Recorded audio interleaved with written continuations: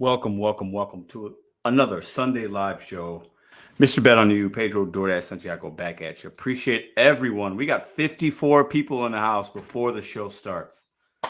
That is very humbling and very amazing. Never had that many people waiting. So, may I please in the chat just get a thumbs up? You guys can hear me okay? And we're going to get this show started very, very soon. Appreciate all of y'all. So, what up, Music City Gig Hustler? Can you hear me? Give me a thumbs up. Scooter Bud, appreciate you. All right, listen, let's get into it. We have a lot to go over tonight. This week has been personally a good week for me. Family, good week. I mean, good things were happening. You know, not the best with the gig apps, but the gig apps ain't life, right? But overall, just a really great weekend. Hung out with family, friends, all that good stuff. Had a great day. Carved some pumpkins today. Watched some football. Relaxed. Had a really good day off yesterday. Hope you guys had a good holiday weekend. If you're out doing trick-or-treating or trunk-to-treats or anything like that, hope you guys are having fun. Hope the kids are safe. If you're out driving, please drive safe through neighborhoods, especially. Drive under the speed limit. Just cruise through these neighborhoods at 5 or 10 miles an hour. Please and thank you. Appreciate the 131. I think we're going to have a live tonight. Hit the thumbs up on the way in. Appreciate that. Boricua Hammer. Appreciate that, man. Let me put that up. Okay, it says let's finish the last hours of the month. Yeah, that's a fact. We still got tomorrow, right? But okay, Mr. Flex, what up? Okay, so let's get into. I'm gonna briefly just go over what we're going to be talking about today. And 1 second here. There's a lot to digest, and if any of you guys saw the what's going on here. If any of you guys saw the what is happening here? Hold on 1 second. Something's not right. Anyways, okay. We basically have three things to go over tonight. I'm going to have two special guests. So Lyft Phoenix will be joining us in about 23 minutes or so. So at 9 or 27 minutes at 9:30 Central. He'll be joining us. He got deactivated from Doordash for fraudulent activities, what they said. They held his money. We're going to get an update on that. Has he been paid? I'm going to ask him some questions. He can share his story. Let's see if we can learn something from this. If you guys got questions, you can ask him. I know he's excited to come on. So we're going to be having that exclusive interview tonight. I'm also going to be bringing on another special guest right before that to announce something that we're going to be doing for the next, basically for November. Okay.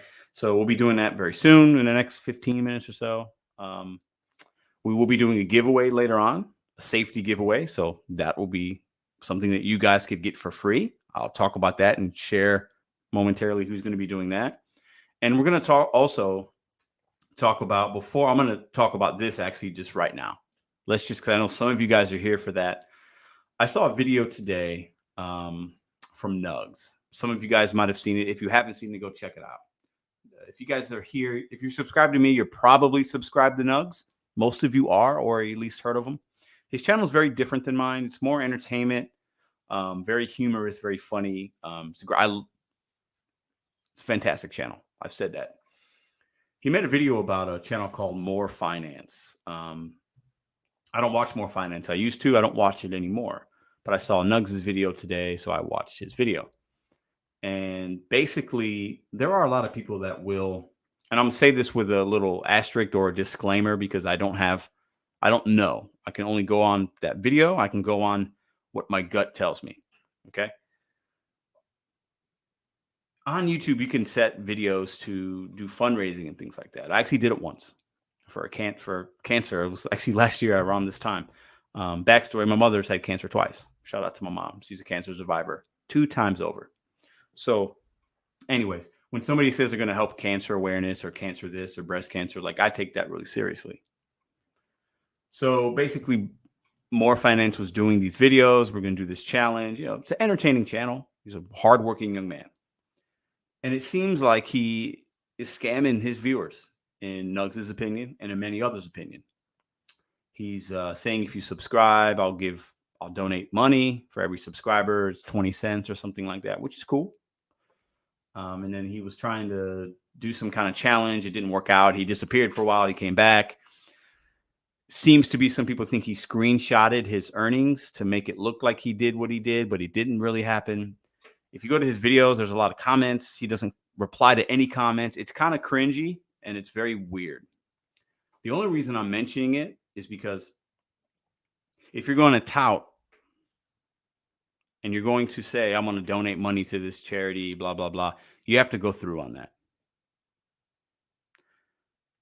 Like I said, I have family. My mother is a 2-time cancer survivor. So to use that as leverage to get subs and views, I think is very despicable. I think it shows a lack of integrity if that's what he's doing. And to not even respond and say anything, like even to your people that watch you and pay you on YouTube. I went to a couple of his last videos. He doesn't respond or heart on not one comment. I find that very disrespectful to the community as well. Now, I will say this. This is YouTube. I love YouTube for the fact that we can do what we want on our channels. It's cool. Like everybody can do what they want. And I do have a level of respect because he does grind. He works really hard. You know, he's doing things at a young age. I wasn't doing those things. So I can respect the hustle. But I'm mentioning this as a word of somebody. I'm basically, he could be my son. That's how young he is. Him and Nugs are young men. My daughter's 21. I'll be 41 next week, 2 weeks from now, actually. You're going to get what you get. Karma comes around. So Blake, if you're watching this, man, take a cue from Nugs. He's a smart young man. Nugs seems to stand on principle. He doesn't just make content for clicks and views. Like you have to, your integrity is in question. I think you need to answer that. Not for me, but for your subscribers. I think as a YouTube content creator, we do have that level of responsibility, especially when money's involved and you're saying charities and things. So I bring that up. So it's not cool. I'll just say that. And you guys hold me accountable for many things. And I always try to come through and explain things and whatever else, because you guys make this channel. I make the videos, but you know, you guys make me wanting to make videos, and we challenge each other, and we're talking about betting on you and like all that stuff. So anyways, Blake, if you see this, I added you in the video. I hope you see this. You're a young man. You're a smart young man. Your channel will not last. I'm telling you this right now. Your channel will not last if you go down this route. Be better than that. You're smarter than that. You don't have to do these kind of things for the YouTube algorithm. You can do better. That's my challenge to you. You can do better. And in the ways that I can do better sometimes, young man, so can you. Don't use, if what you're doing is true based on Nugs' opinion and many others, hundreds, thousands of others, if you're being scammy in that way and misleading viewers, you'll get what you get and your channel will not last the way it could last. Take that for what it's worth, young man. So anyways, without further ado, that's one topic I wanted to bring up today. It's 9:08, so we got a little bit of time. Now, and some of you guys probably have no idea what I'm talking about, which is cool, but just go watch Nugs' video, make your own assessments, right? But like I said, my mother is a 2-time cancer survivor. So if somebody's going to come out here and say, I'm going to do this and do that, and it seems sketchy and it's just not cool. I take, it's not cool. That's all I'll say about that. Now, Uber Lyft Phoenix will be on shortly. Like I said, our special guest will be on to announce something we're going to be planning here. We also have a giveaway coming up later on after Uber Lyft and Phoenix comes on. So we're going to do many fun things on this channel tonight. Let me see what you guys, let me read some of the comments. I want to see what you guys are saying. Never heard of them? Yeah. Let's see more. Yeah, maybe. Yeah. I don't know. It's not about, it's at the end of the day, listen, at the end of the day, you, as content creators, we do have a responsibility. And all of us within this space of GigTube are very small content creators. None of us are getting millions of views a day. None of us are Mr. Beast. We shouldn't take ourselves that serious, right? But I also realize a lot of us might have aspirations to really just do YouTube full time, which I think is fantastic, right? But I bring this up because we have to realize, like, we have a responsibility, in my opinion, to the people that watch. You know, like we do, right? Like I take it very seriously that when people watch my videos, I comment, I give a heart. I'm very engaging in the comment section. I answer questions. If you guys ask me something, if I got the answer, I'll say it. If you challenge me on something, if I'm wrong, I'll apologize. I think as a man, that's all we can stand on. We have to stand on our word. And I think Nugs was calling out Mr. More Finance because something's not right. And at the end of the day, we're all just gig workers. We're all working really hard. None of us are rich people here, right? This is easy work for the most. It is easy work, right? Most of us do it part-time. So there shouldn't be any games and scamming and manipulative acts, like that kind of stuff. I think it's okay to call that out. And it's not drama. It's just calling out using a charity falsely. That's kind of a big deal. And if anything, YouTube, that's a big YouTube guidelines strike, I would imagine. I haven't looked that up, but I would imagine. Okay, enough of that. Listen. Let's see what else we got going. What up, John? What up, Steven? What up, Nikki? What up, Frank D? I see Mary in the house. Appreciate it. What up, Southern Gig? So hold on, let me read this. This is funny. Hold on, I'm going to talk about this. Southern Gig, what up, Bobby? He says, Music City has never responded to a single comment I've ever seen.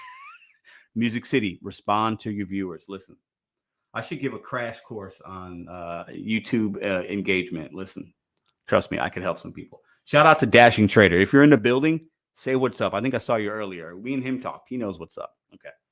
What up, Matt Dash? What up? What up? What up? Okay, so we're going to go ahead. We do have our special guest, and I'm going to bring him on in just a moment. And we're going to talk a little bit about what we talked about today, and something that I'm really excited about that we're going to be doing for the month of November.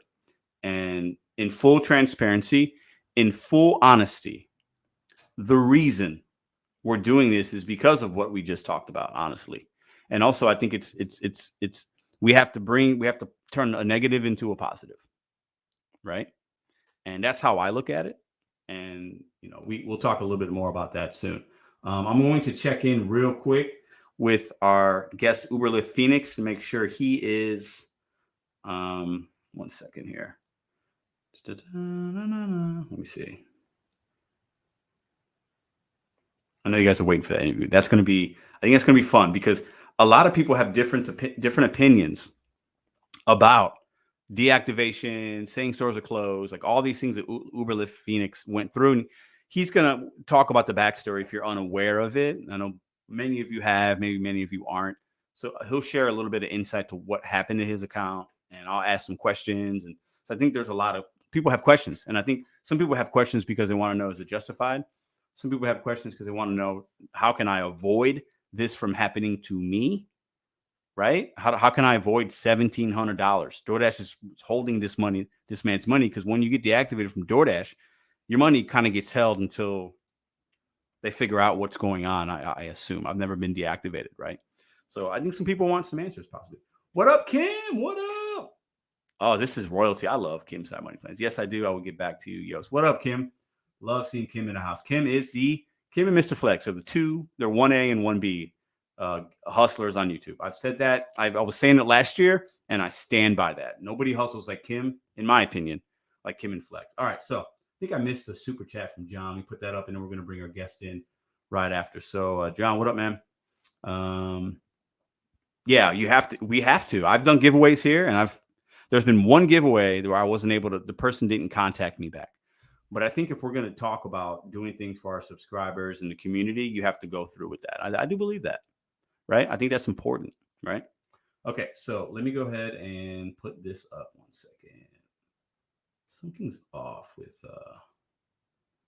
this here. Hold on.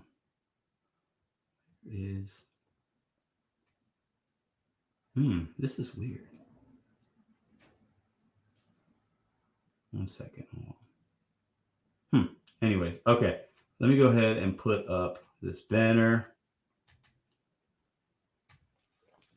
All right, help with Hunger Month. Let me bring in the special guest here, okay? Many of y'all are going to know this man, okay? Let's all give him a round of applause. Let's give some congratulations emojis, some hand claps in the chat. You guys are going to be excited. Here we go. They're gonna be so disappointed.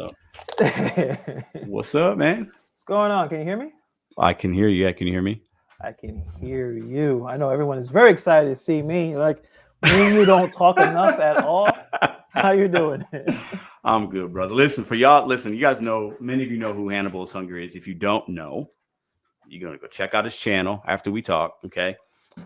His channel is very different than mine. He talks gig economy, but he talks beyond DoorDash and Uber. Like it's his channel is very different and more structured and edited. His videos are fantastic. Anyways, okay, enough about you. All right. Thank you, Pedro. Appreciate that. You're welcome. So I want to talk about this. I wanted to bring you on because actually Hannibal and I spoke today a couple times through text, like we do just about every day.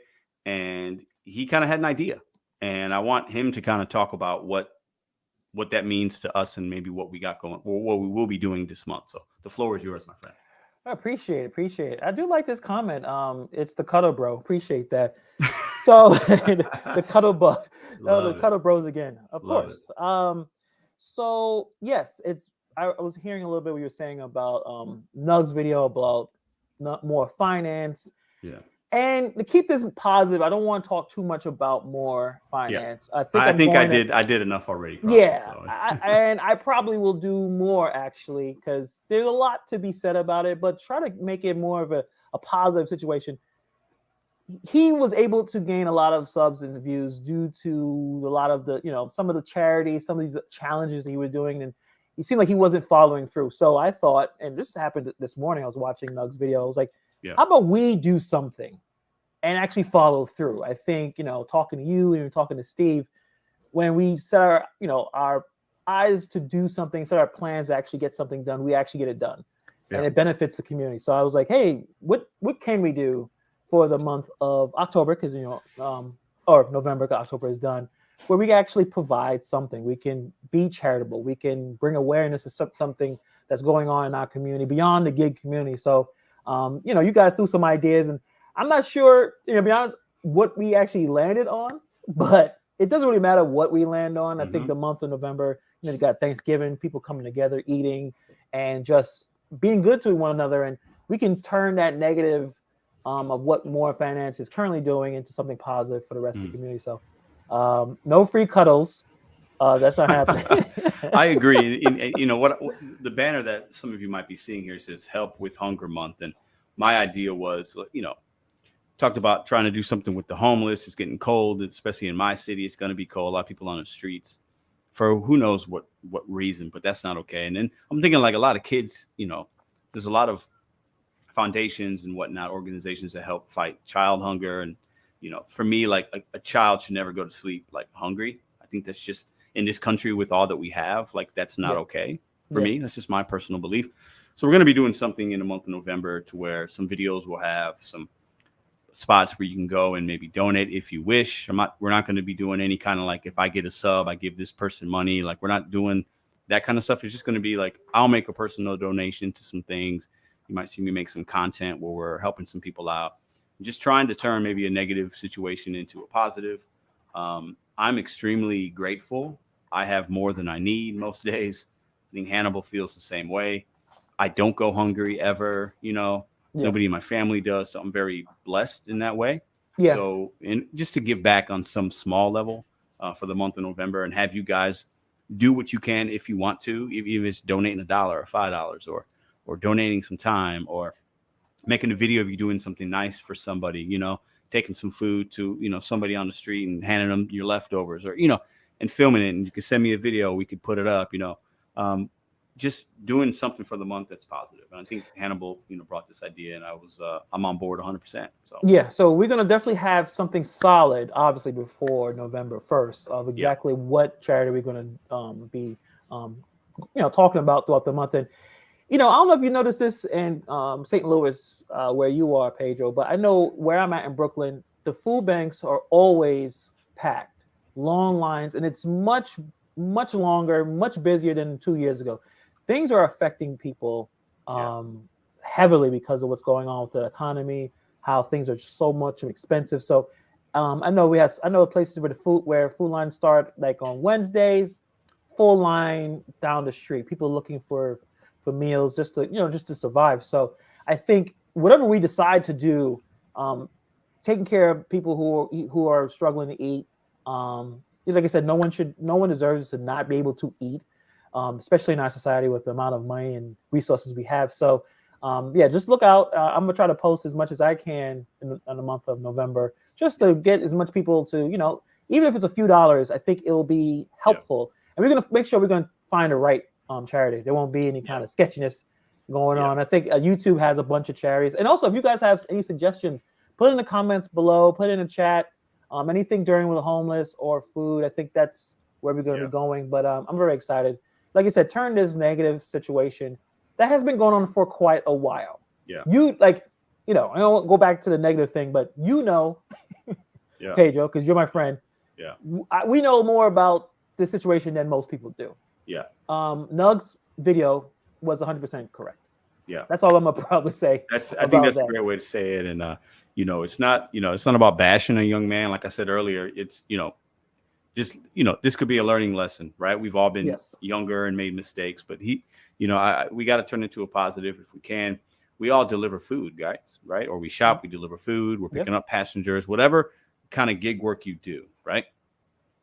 So the food thing for me just seems kind of appropriate, right? Because at the end of the day, I'm super petty. I talk about miserable people. They don't tip. I'm blah. I get into my feelings. I rant. I rave. Some of y'all do it. Some of y'all like it. Some of y'all don't. Whatever. But at the end of the day, I'm sitting here complaining about a $3 McDonald's order, and we got way more bigger, important things going on. So let's take that November month, the month of Thanksgiving, and turn it into something where we could, even if it's just helping one family out with a meal or a turkey dinner, like for Thanksgiving, like we'll brainstorm some ideas. But I think it's appropriate. I think it makes sense. It feels like something that's worthy. And like we've been saying, turning a negative situation into something positive where people can look at a video that we later make and like it's like more impactful than what's going on in other places, Yeah. So. Yeah. So, and I also want to end with the idea of like the no tip, no trip, where when you're working to make money. You're working to have a profit in your business. But at the same time, we can still be very generous with the money that we have, because that's our choice. When you donate to charity, that's your choice compared to working for charity at DoorDash expense, where they're getting delivery fees. They're still able to make their, profits or lack thereof. But when you have a decision to donate to charity, that's intentional. You're doing it for a good thing. So I'm excited. It's going to be great. I think we're going to generate a lot of money, a lot of attention to this situation. So thank you, Pedro, for even being, taking this and running. Oh man, listen, y'all. I don't think y'all know. And like me and Hannibal, we're pretty tight. We're very, very, very good friends. Like we have a podcast we talk on Wednesdays, and the other nights we're going to talk tomorrow. Like I consider this a great friend of mine. I remember when I kind of started to get to know Hannibal, I always thought like, hey, if we were in high school together, I'm just a few years older, like he would have been somebody I would have been friends with. We would have been at the lunch table talking hip hop, talking whatever, looking at the girls like, ooh, look at her, she's cute. We would have been those guys. You know what I'm saying? Striking out, so, but striking out for sure.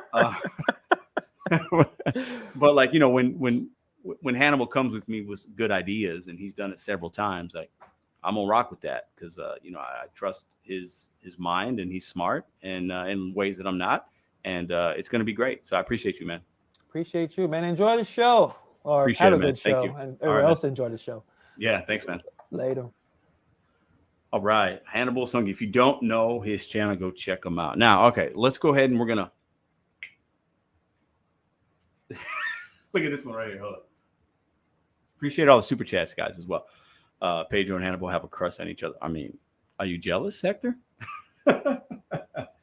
Hector's a fan of ours. He's a friend too. He's always over there on the Pedro and Hannibal podcast. So let's check in with Lyft Phoenix.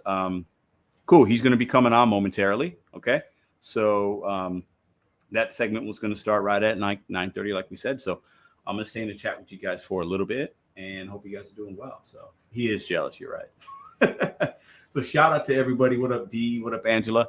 I do want to, this is a good segue. We're going to take a little before Lyft Phoenix comes in. I see him waiting right there. I'm going to bring him in 1 second. Okay.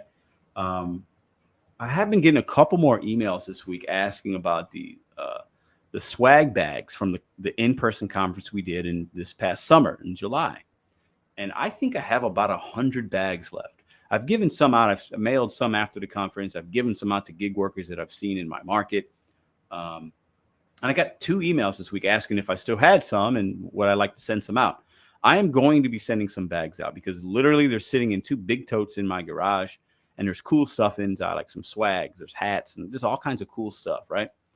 And the bag itself is pretty cool, right? So I'm gonna be sending some out. I haven't figured out who and how. It would be very expensive for me to send out 100 bags. It'd probably cost about $500 to $600. It's a lot of money, but I want to get all 100 out to people. I don't want to have them wasted. Okay. I think there's a couple shirts and some of the bags. So if you just know that in the next couple of weeks, I'll be probably putting up some information about how to get a bag, doing some giveaways and whatever with that. So just know that if you reach out to me about that, know that I'm thinking about how to get these bags out really before the 2023. So over the next couple of months, 2-3 months, I'm going to be sending out some bags to you guys. So just know that that's happening. Okay. Okay. I would love a swag bag. The bags are cool. So the bags basically had pen, air freshener, a carabiner, which is like a keychain deal. Some of them had shirts, hat, wristband, exclusive 2022 St. Louis conference, like a little wristband kind of deal. So pretty cool stuff. I think they're missing one item, but anyway. All right, without further ado, we're going to bring in, what up, Gig Lebowski? What up, Driven for Dinner? What up, what up, what up? All right. Edith Santiago. We're going to bring in Aaron is his name. I can say his name because he shared it with the viewers on his channel. He has a channel. We're going to bring him in right now. Let me see if I can get my banner changed. Hold on 1 second. Boom. So that's his channel name there. He actually just hit 1,000 subscribers, I think, a couple weeks ago. Let's bring him in right now. Uberlist Phoenix, can you hear us? Hey, I don't have any sound, Pedro. I don't know if you can hear me, but I can hear you. Can you hear me? I can hear you. Check. You might have to maybe just unmute it, maybe, or something on your end. I was a little worried because I couldn't hear nothing you were saying on your previous topic. We can definitely hear you. So you're saying you can't hear me, I guess, right? Okay, hold on. It's got to be something on your side. Hold on 1 second. Text you.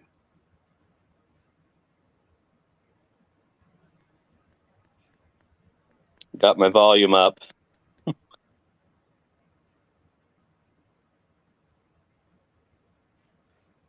It's got to be something on your side. So check your connection real quick. I just texted you.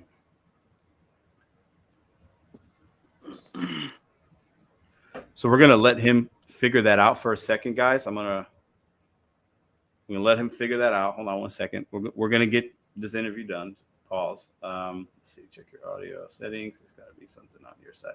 So anybody in the chat could tell me why we could hear him. Why can't he hear us? All my technical people. Let's check the chat out for a second. Let's see. Let's give him some help here. Let's see. New phone looks hard. Let's see. I can hear both of you. Okay, so you guys can hear us. Okay. Fired. Mad says fired. Okay, hold up. Let's see. So what do you guys think? Why? Let's try it out again. Let's see. I'm gonna bring him back in, see if he can hear us now. Sucks. Well, can you hear us? Maybe we'll figure it out some other time. So hold on. Audio setting on StreamYard. May need to select the speaker source. How embarrassing. No, hold I was on. On the show, saying that I couldn't hear. Just check the audio settings on StreamYard. Go ahead and unconnect and reconnect. So I'm going to have him unconnect. Hey, you guys can hear me. What am I talking about? So let's see. We could definitely hear and see him. So it's just with StreamYard, sometimes the audio settings, he might not have unclicked something. So Pedro's got more views than CNN. Now, I wish I had some CNN views. Ooh, that'd be some crazy money right there. I'm ready for it, though, too. Let's see. Help, IT. Let's see. Hold up. I'm gonna have him. Okay, so he just exited. So I told him to exit, and he'll see if he pops back in here. Because I know you guys got to get this interview done. I want some information, right? I know you guys do as well.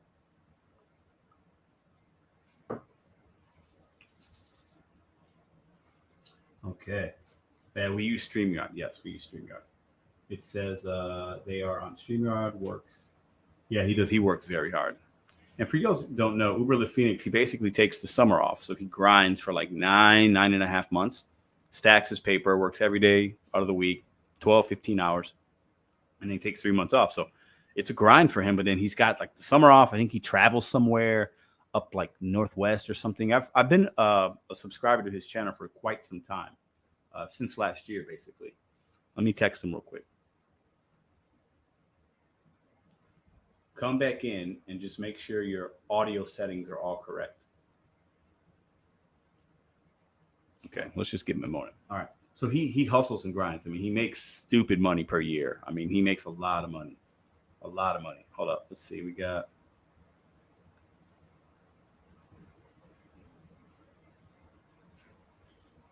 Yeah, let me send this. Thank you, Tony. I'll send this to him and see if this helps him. 1 second. All right. Thanks, Tony. Appreciate that. The driven dad always coming through with the helpful stuff. Yeah. I don't know why somebody said he seemed. Yeah, that's not necessary. You don't even know him. Bluetooth off. Yeah, might be. He said it's closed. Okay, let's give him some time, guys. Hang tight. Patience is a virtue. It's okay, right? Appreciate for everybody for being here as well. Yeah, I saw that. Appreciate that. Okay, so I see him coming back in. So let's try it again, guys. Let's see here. 1 second. Aaron, can you hear me? Yeah, I can hear you. We're good. I can hear you, so we're fantastic. Sorry for that delay. I appreciate you coming back, man. No problem. All right, so first, I kind of shared a little bit, some people that are in here might know you, some might not. So I shared a little bit of what you do, but you're going to be able to talk about like what you do on your channel, how long you've been doing gig work, just kind of share your story because I think it's kind of unique. If you want to start with that first. Okay, cool. Yeah, I was a pest control guy for 17 years, and then rideshare came along, and I was interested in that. So I started doing Uber and Lyft rides in June of 2015, and quit my regular pest control career in April of 17. So I have now been a full-time, relying on gig employment for going on 6 years. Wow. And that's impressive. That's a long time, man. But I tried the delivery. I never thought that I would prefer delivery over the rides, but I tried it back when Lyft revoked the veteran extra 5% pay. Every time they did a pay cut, I would want to stop doing that platform as long as I could afford to. So that's when I tried DoorDash, and I fell in love with staying near my own neighborhood all day and nobody throwing up and not ending up on the other side of the freaking state, when you're about to finish. So I've been doing just the delivery for like a little over a year and a half now. So yeah. And you obviously have Uber. You're doing Uber now because of the DoorDash deactivation. So can you also share a little bit, because this is what I remember from when I first was watching your channel, and maybe that's changed, I'm not sure. I feel like you work the apps in a very unique way. So can you just talk about kind of like how you do it? I know you take some time off, I think, like kind of like consecutive weeks or months at a time. So can you kind of share how your schedule and why you do that? My channel has evolved into people just watching me bust my ass for 9 months, doing 7 days a week and 15-hour days and showing huge payouts to earn the summer off. I take June, July, and August off. I go up to Washington. I do a bunch of fishing, bunch of drinking, bunch of relaxing, just pretend like I'm retired, and it's awesome. My mom has an awesome 3.5-acre place, deer cruising through the yard, and her boyfriend has a cabin right on the Swift Reservoir Lake loaded with fish. So it's just It's an awesome way for me. It's an awesome way to play this being a gig worker game and having the summer off and getting out of the Arizona heat too. So I mean, there's not a lot of other jobs that would afford you that ability, right? To be able I to don't do that. think you can get a whole 3 months off from a job. You'd have to just quit and hope that they'd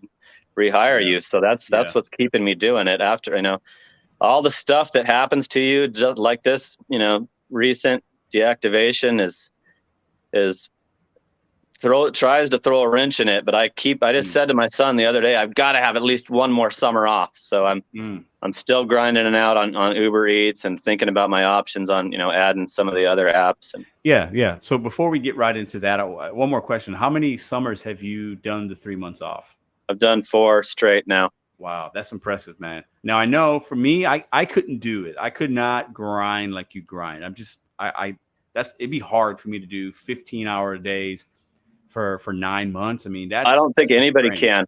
I've never seen anybody else doing it. And you see these other YouTube guys doing 100-hour a week, like twice a year. And I just laugh at those because I'm doing it every single week. And I show it on my channel every week. So I think that's how my channel has been able to grow beyond just a smaller one. So because I know you do your weekly payout and you're posting some really big numbers. You're obviously online a lot. You're driving a lot.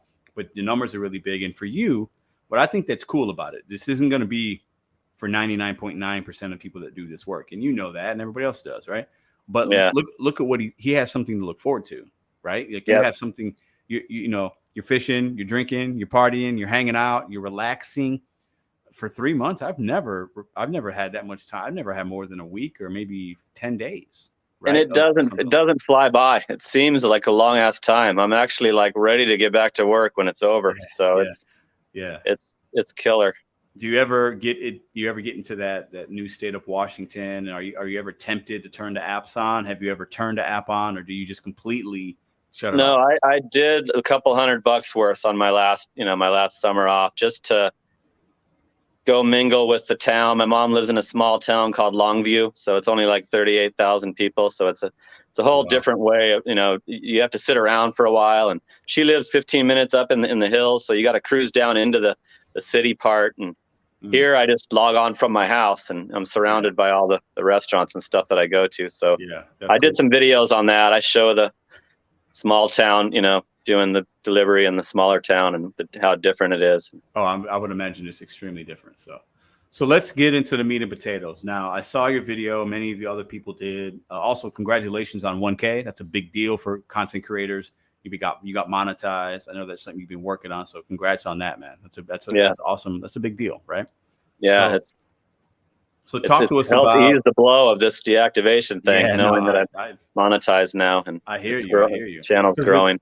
Because with just one app or having to do Uber, I would imagine the opportunities aren't as much. So you're probably going to make less. I don't know how this week was for you, if you want to share that first. But everybody's going to see that on Tuesday morning, and it is a little less, but I'm not out yet, so. I can still work with this and earn my summer off. So, but everybody will see that on the video. It's called my payday video. It's out you'll wake up to it on Tuesday morning. So check that out. Yeah. I watch them I see them every Tuesday, man. Yep. So talk to us about what happened. The DoorDash deactivation. If you can just share with us, like first what happened from the email side and your experience, and also, like, I think they basically said, like, it was fraud because reporting stores closed. So if you can just share with us what that meant for you, like how many times did you do that over the last couple of weeks? Like,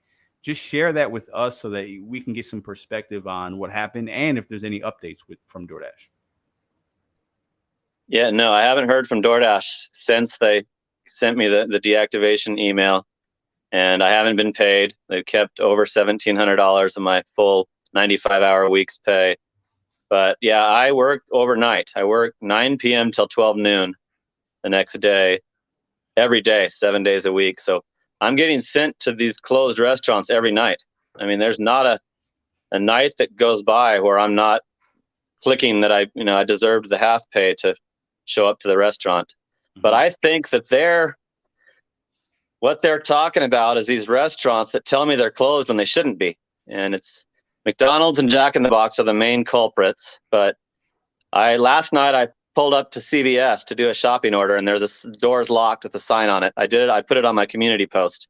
So that is what I think because it's the employees that are slacking off. There's no manager there at 2 a.m. And I have 4 videos that I remember showing me getting denied through the drive-through. So I remember the one it's from almost like I remember evidence. the McDonald's one from maybe a month Yeah, ago. I remember that's you were the talking one. through the Current drive-through. one. Yep. Yeah. And they're saying they ran out of food. They're changing their reason for not giving me the order. And that was my second denial in a row from that restaurant. They previously said that they'd given it to another driver. So I'm constantly battling with these employees that don't feel like doing the deliveries. It seems like they're ticked off that it exists. Now they have to stay busy throughout the whole night instead of getting 2-hour breaks. So that's my issue. I'm pretty sure. Yeah. So there's a couple questions here. I'm not gonna be able to see all the questions, guys, but ask them. Do you ever call support when this happens? So Yeah. can you share with us the process of maybe some things you've done or not done? I know sometimes the app for me has me take a picture. Other times it doesn't. So tell me about like the process of you getting an order. Like, do you call support? And also when you get that order from that McDonald's or Jack in the Box, do you know they're going to be closed, but you still want to get the half pay? Just share a little more information from your side.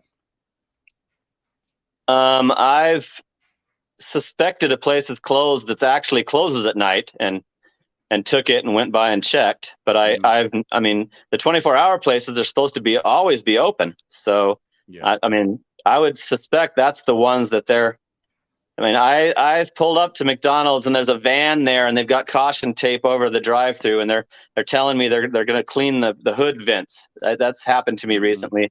So in that situation, I think I have a good picture with the caution tape and there's cones. And so if there's a sign posted explaining why they're closed and they should be open, or that the drive-through is blocked off, then I want to hurry up and keep working. So I take the picture. And people have said in my comments in hindsight that I should call every time, and that's Uber makes you call every time. So hopefully that keeps me out of any jeopardy on Uber. But I call if they're just verbally telling me they're closed. Then I call, like the recent McDonald's video. I called them on that one. I have a ride along video where I call support because IHOP told me they gave it to another driver, and it shows me telling the support that I don't believe them because she wouldn't look at the items, and the person's name was Nick. There could have easily been 2 Nicks. So I have it on video of me telling the DoorDash support that I don't believe the restaurant employee and think they don't feel like doing the order. Aaron, it seems like obviously your schedule is different than a lot because you're doing these graveyard shifts, right? So you're a lot of these merchants should be open 24/7, but obviously a lot of places and a lot of markets, their hours of operation have changed. That might not reflect the DoorDash app, and the customer doesn't know. So they order McDonald's at, let's say, 2 a.m. when it's supposed to be open 24/7, but they're going to close for a couple hours for hood cleaning, for short staff, or they're being lazy, whatever the reasons are. There's 20 different possibilities, right? Yeah. But do you think that the issue you're having and the reporting the stores closed and the reason DoorDash is saying it's fraud is because it happened so many times just because of the hours that you work? Do you think that has something to do with it or not? Probably. I mean, I probably do it more than anyone else because I'm 7 days a week and, I'm working throughout that whole time when it happens. But I've been on DoorDash for, going on 2 years, and this has to be recent. I just took June, July, and August off and got back to work September 3rd. But it was happening a ton before my recent time off. So I think they're weeding people out. That's my personal opinion. I've never, ever wanted the Top Dasher. I've never believed it, never bought into it. I've never taken a no-tip order. And they have such driver saturation that they can just clear out all the full-timers that have figured it out and are playing their system. And that's what I suspect is going on. Why I'm out of it.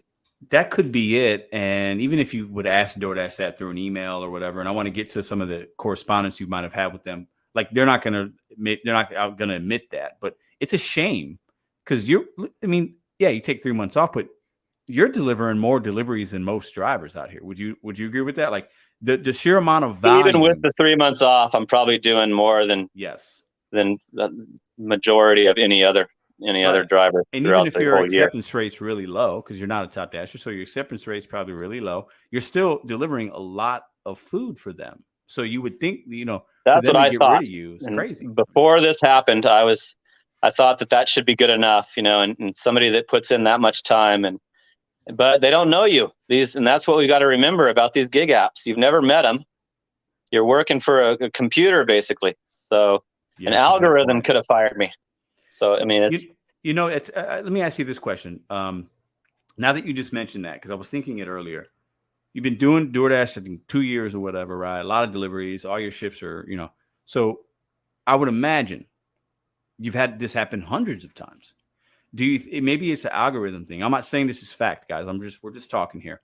Maybe it's to the point where once you do it the 100th time, the algorithm says, okay, this account has reported this store closed this many times. Like, nope, we're just going to get rid of them. You know what I'm saying? Like, it could be something like that, because we're not actually, it's a computer system. It might be software built in to when a driver does this many times, and you're driving more than most people, and you're driving in a time of night where the likelihood of you running into these issues is way higher than mine.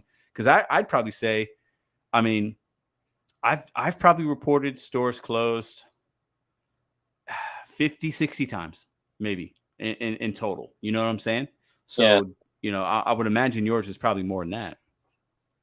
Way more. Hundreds. Yeah. Hundreds. Yeah. So do you think it could be something like that? Like, it's just, I totally to a certain number and Yep. I think, and I mean, I've asked the support, who's paying for this? When I know that they're lying and they should be giving me the order, I'm like, are you charging the restaurant for this? I've said that to the support, several times. I'm like, is there a punishment? I'm like, you need to threaten to revoke the platform from this restaurant, because they're abusing the system. I would always rather do the delivery, and I've never ever received half pay unless I couldn't get the order. So in my view, I deserve that. I drove my car $5 a gallon gas to the restaurant, so. Yeah. Let me ask you a question, because some people asked me this when they knew you were going to be on the show. Maybe you've seen it in your comments. I don't know. Have you taken orders when they hit your phone? Let's just say it's $8 going a couple miles. Hey, it's a good order, right? Have you taken an order knowing the store was closed and then went there knowing you were going to get half pay? Has that happened? I've always just suspected it might be closed. I was never for sure guaranteed fact that it was closed, because I don't have them all memorized. And the ones that I have the most trouble with, and the ones that they're probably deactivating me for, are the 24-hour places that claim they're closed. So it was what I would suspect. So I'm going to read this comment from Mr. Flex. He says, tell him to call corporate. So have you called anybody, or is it all your correspondence been through email, or like the live chat? Like what kind of communication have you had with DoorDash in the last, I guess, it's been not even a week, right? Yeah, I haven't done any. I haven't. I've been waiting it out. I'm still in shock, and I could not believe that they are allowed to keep that much money. And I've been getting hammered on, my comments asking me why I don't cash out, and I've never cashed out. I'm still not cashing out. I have a huge balance on my Uber right now, so I don't want to. I want it to hit my bank account as a weekly payment, and it makes it a huger crime that DoorDash committed against me. So I don't regret. But why not cash out now? Now that you've had this issue, why not change that method? Because you'll still get the same amount of money. You know what I'm saying? If I was able to get back on DoorDash, I'd probably be too paranoid to leave the balance. But I have over 26,000 rides given on Uber and Lyft, and they've never ever shorted my pay. So and Uber's the app that I'm doing right now on delivery. So I don't. I might be stupid, but I'm trusting that Uber's not going to. I mean, what are the odds of it happening again? To me. Yeah, I mean, I hear you. I mean, I wouldn't risk it. That's just me. I mean, because your money's so you're not making $500 a week. You're making 3 times that most of the time. So like, I mean, if I were you, I'd call corporate. It doesn't hurt. I would call them and try to get with somebody, because at the end of the day, they're holding your money, and I'm not sure if that's like an automatic, every time you get deactivated, they hold it or they keep it. If that's the case, if they're holding it just to investigate, you should get it back. If they don't pay you because they deactivated you and you did something against TOS, regardless if it was legitimate or not, that's the issue. I know technically we're independent contractors, but you did the work, so you should get paid for the deliveries that you did that week. So if I'm you, I'm calling corporate tomorrow. I'm leaving emails. I'm sending voicemails. I'm trying to talk to somebody that can personalize the issue for you, because like you said, it's an algorithm. They don't care about Aaron. They don't care about Pedro. They don't care about John and Mama and Ellen, and they don't care about any of us. It's an algorithm. So, but I think if you talk to somebody that could look into your situation and the time that these store closures were reported, and I think that would be an easier way for you to expedite the process of getting the 1,700 back. You know what I mean? Yeah, I've never known how to call a real. I mean, I only know how to call the overseas call center, and they don't move you up. I've asked to discuss this issue before. I've asked to talk to whoever is in charge of disciplining these restaurants. I've tried to get them to forward me to someone that, maybe to the U.S. This is what I'm going to do, and I'm going to ask anybody that's a content creator here, or anybody that, Twitter's really, I'm not really on Twitter, but Twitter, social media, DoorDash does have a public relations department that's in San Francisco. We need to find that number, and that's the number you got to call. Forget the support number. There's got to be other numbers and other ways to get somebody's attention. That way they can look at this, because $1,700 is like, that's a lot of money, right? Yeah. And not at this point, it's about principle, right? It's about like, I did the work, I should get paid, because I think right now the correspondence that you seem to be having, and you said you haven't had any other ones besides the ones you share with us, right? Yeah.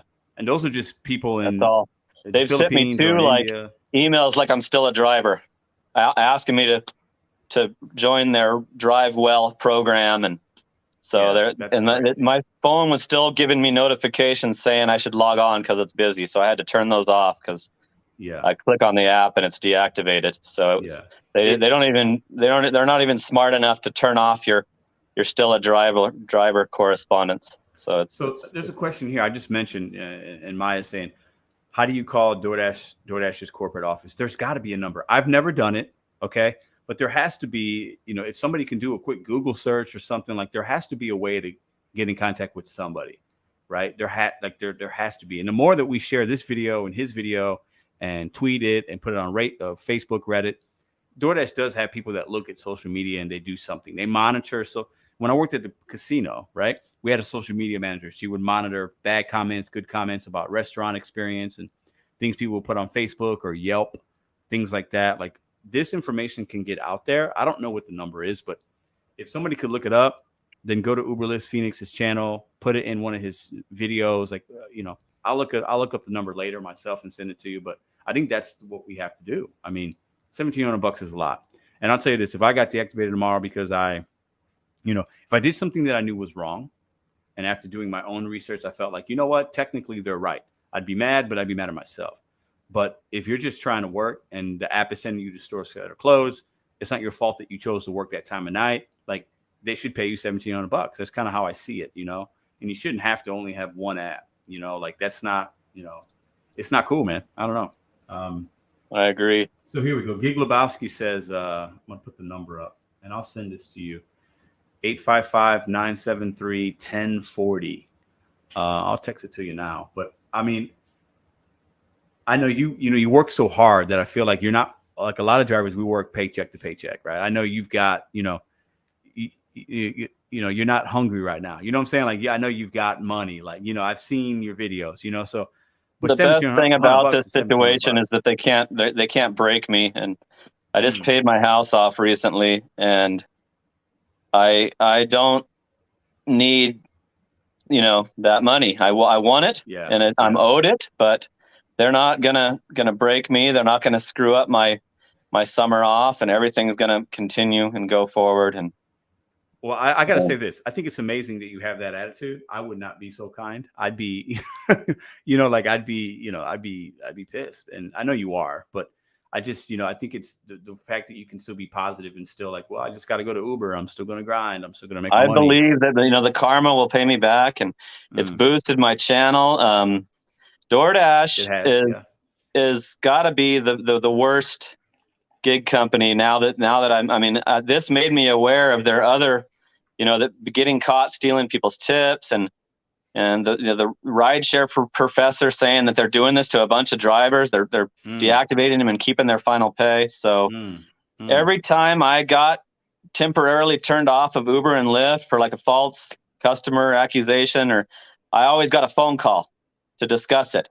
And DoorDash doesn't do that. They just send you that email, the little message on your app that you can't turn on, and that's it. That's all they do. So, but this kind of stuff is gonna be what makes them forced to become employers, and I don't want that. I don't think the majority of any gig workers want that. I can't have that because I don't think they're going to let you do 100 hours a week if you're employed. I could not agree more. And when I've made videos in the last couple of weeks about this, because the Labor Department, as you know, and you've seen that proposing us to be reclassified. And I think of drivers that work 60, 70 hours a week, even if it's only for a couple of months for whatever reason. You're not gonna be able to do that. They're gonna probably have you work 30 or 32 hours a week. You're gonna, in some cases like yours, you'll make half the amount of money that you're used to, right? And that's, even if you get some kind of benefit or this or that, it's still not gonna equate for somebody like you and a lot of other people. So I'm not for the W-2.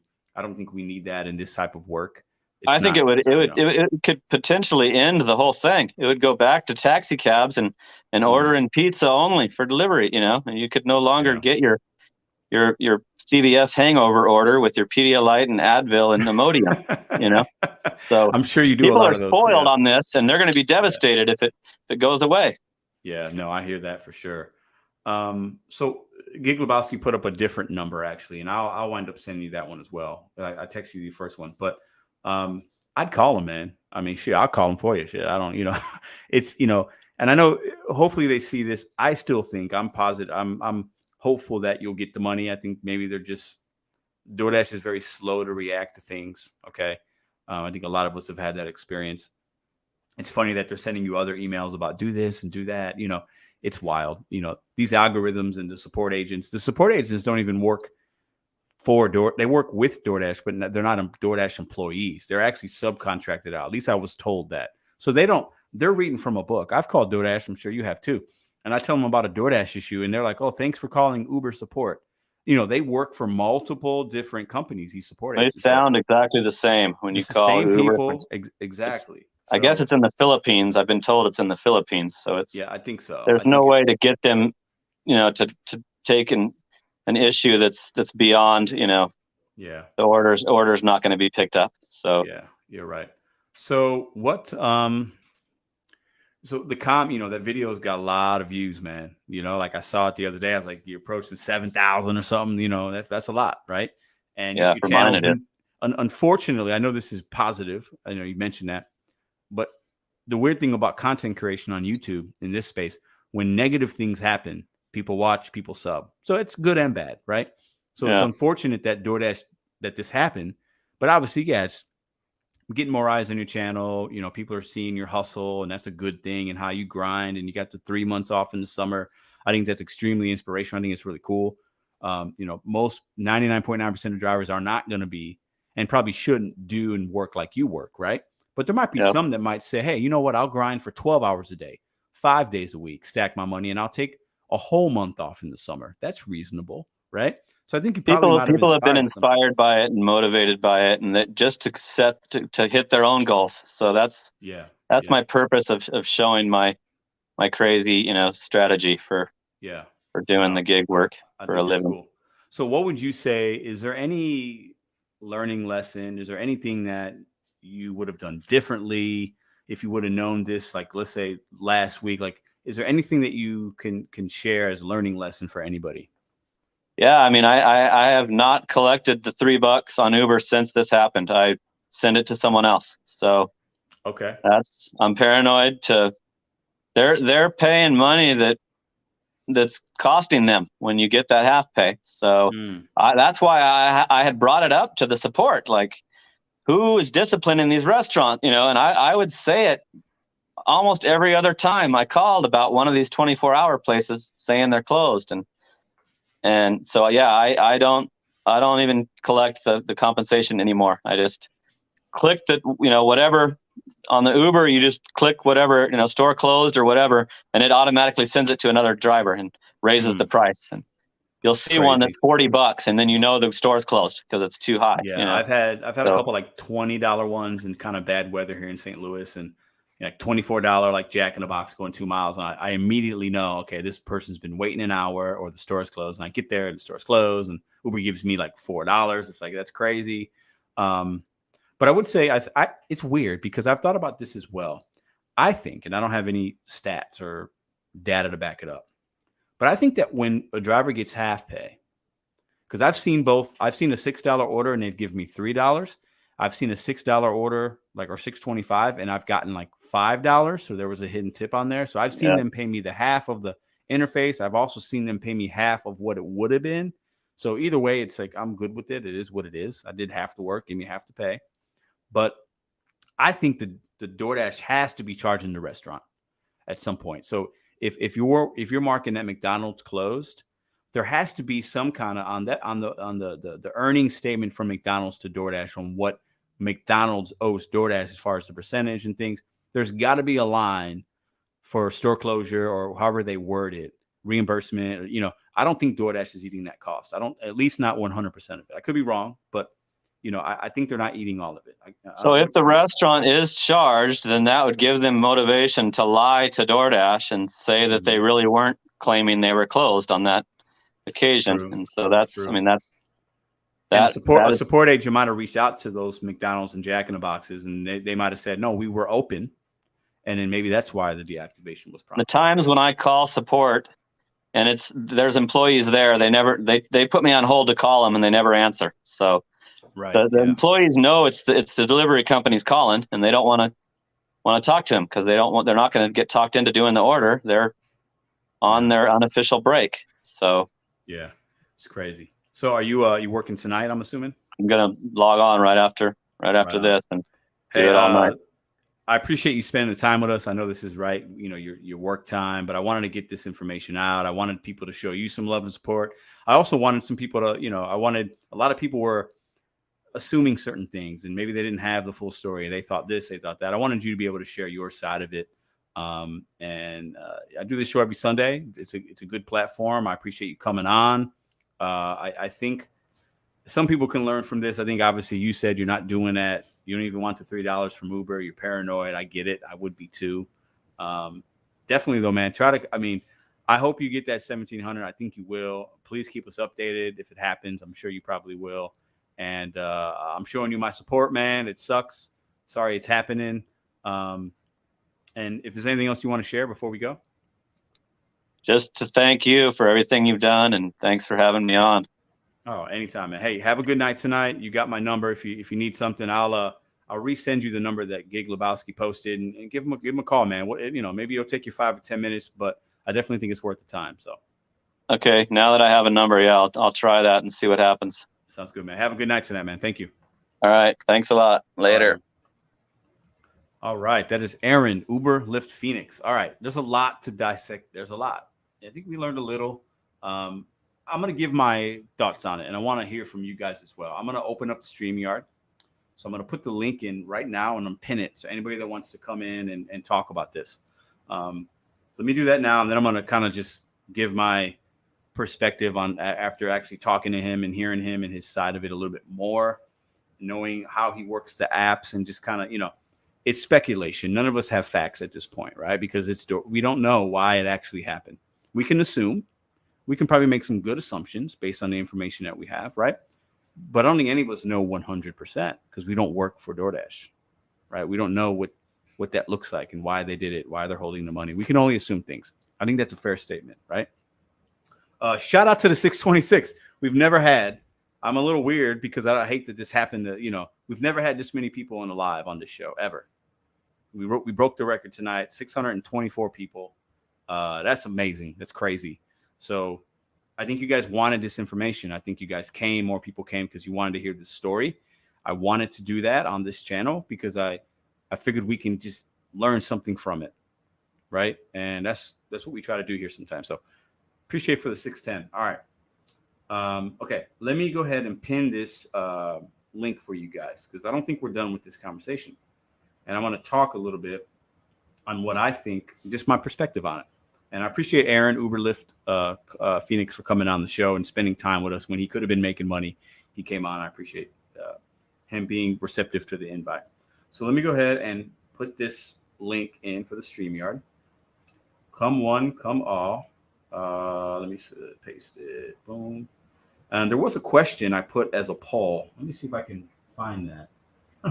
It's buried. You guys are crazy in the comments, man. I don't even know where it is at this point. Okay. Let me go ahead and just pin this comment real quick. Hold on. Okay, so the StreamYard link is pinned. Go ahead and join in. Now, I'll say this. When I first heard that this happened to him, I knew he worked late night graveyard shifts because I had watched his channel. So I knew that. And my mind automatically went because I've seen a couple videos where he is talking to a McDonald's employee. Why are you guys closed? What's going on? You know, like asking questions. And, you know, like sometimes those conversations aren't always positive. He's challenging those workers. So my first thought went to, okay, he got deactivated because he did it so many times. And like Doordash said, oh, something's going on here. Are we being frauded? Because it's so often. We're going to deactivate because we can based on the TOS. And when it happens, automatically, from my understanding, they hold your money or whatever, which the money part, I get why it might be held. But then I also get like, just pay the man. Like, you know. But if they're looking into it, they feel like, okay, well, we want to make sure we don't overpay him because maybe he owes us money if he didn't report it the right way. So I get that. But then I also thought, okay, we can be deactivated for a bad interaction we have with a restaurant. Now, I'm not saying this happened with Aaron, Uber Lyft Phoenix, but it could have been the restaurant reported him for being whatever. They could have made something up. He, you know, oh, he cursed me out or this or that. It could be that, but they did say fraud. But that could have been the escalation point of like this McDonald's calls DoorDash or whatever, or DoorDash sees all these reports and then they call McDonald's and somebody answers. Yeah, he was here. We're open, but and then they lied. Like, I think that's kind of what happened. I think it's happened, like he said, hundreds of times on his account, right? So is there a lesson to be learned? I don't know. Am I saying, you know, if I work tomorrow and a store is closed, I'm still going to take a pick and trust that that pick is going to be okay and I'm doing the right thing. And, you know, I'm not reporting stores that are closed just because there's a long drive-through or the lobby's closed. Or, you can't do that. I think some drivers do it. That's a risk you're going to have to take, right? But I'm still going to do the things I do. You got to take pictures, call support maybe even. There's an in-app chat. You don't even need to talk. You could text, hey, the store's closed. I submitted a picture. Just want you to know. So you have like a documentation because they keep those messages, right? Take a quick video. Hey, this store's closed. You know, do what you got to do to protect yourself, right? I think some of you guys do that. I don't always. I take the picture, but I'm not like, you know, doing all the extra stuff. But maybe we need to. Aaron from Uber Lyft Phoenix also said, hey, my market's saturated. This could just be a reason for them to get rid of me, which I see that. But then also this he's humping app. Like he works his ass off. Like regardless of his acceptance rate, he's working his butt off. And how many drivers in that market do you think are doing 20, 30 deliveries in the graveyard shift in his market? Not that many. So now in that market, you might have customers not getting orders fulfilled or not as much, at least I would think. I don't know. I don't work its market, but I'm just saying it's kind of wild. $1,700 is a lot of money. We got to share this content. We got to hold DoorDash accountable for at least giving us an answer. Hey, why? What do Dashers need to know? Like, is there a different way you want us to report stores closed? At least send us information in some kind of Dasher digest about, hey, if you get to a store at 2 a.m., they're supposed to be open, but they say they're closed. You know, tell us exactly what you want us to do so that it doesn't happen to somebody else. Because I'll say this, he's not sweating the $1,700. You heard him. He's like, I'm good. My house is paid. I'm just going to keep grinding. He was super positive about it. I think he's more positive than any of us would have been about this situation, right? So, but I think about that person that's doing this part-time or full-time, whatever. You're making $400 or $500 a week, and that you need every single dollar of that $400 or $500. And if that happens to you and you didn't do anything wrong, I'm sure you're going to be pretty pissed off.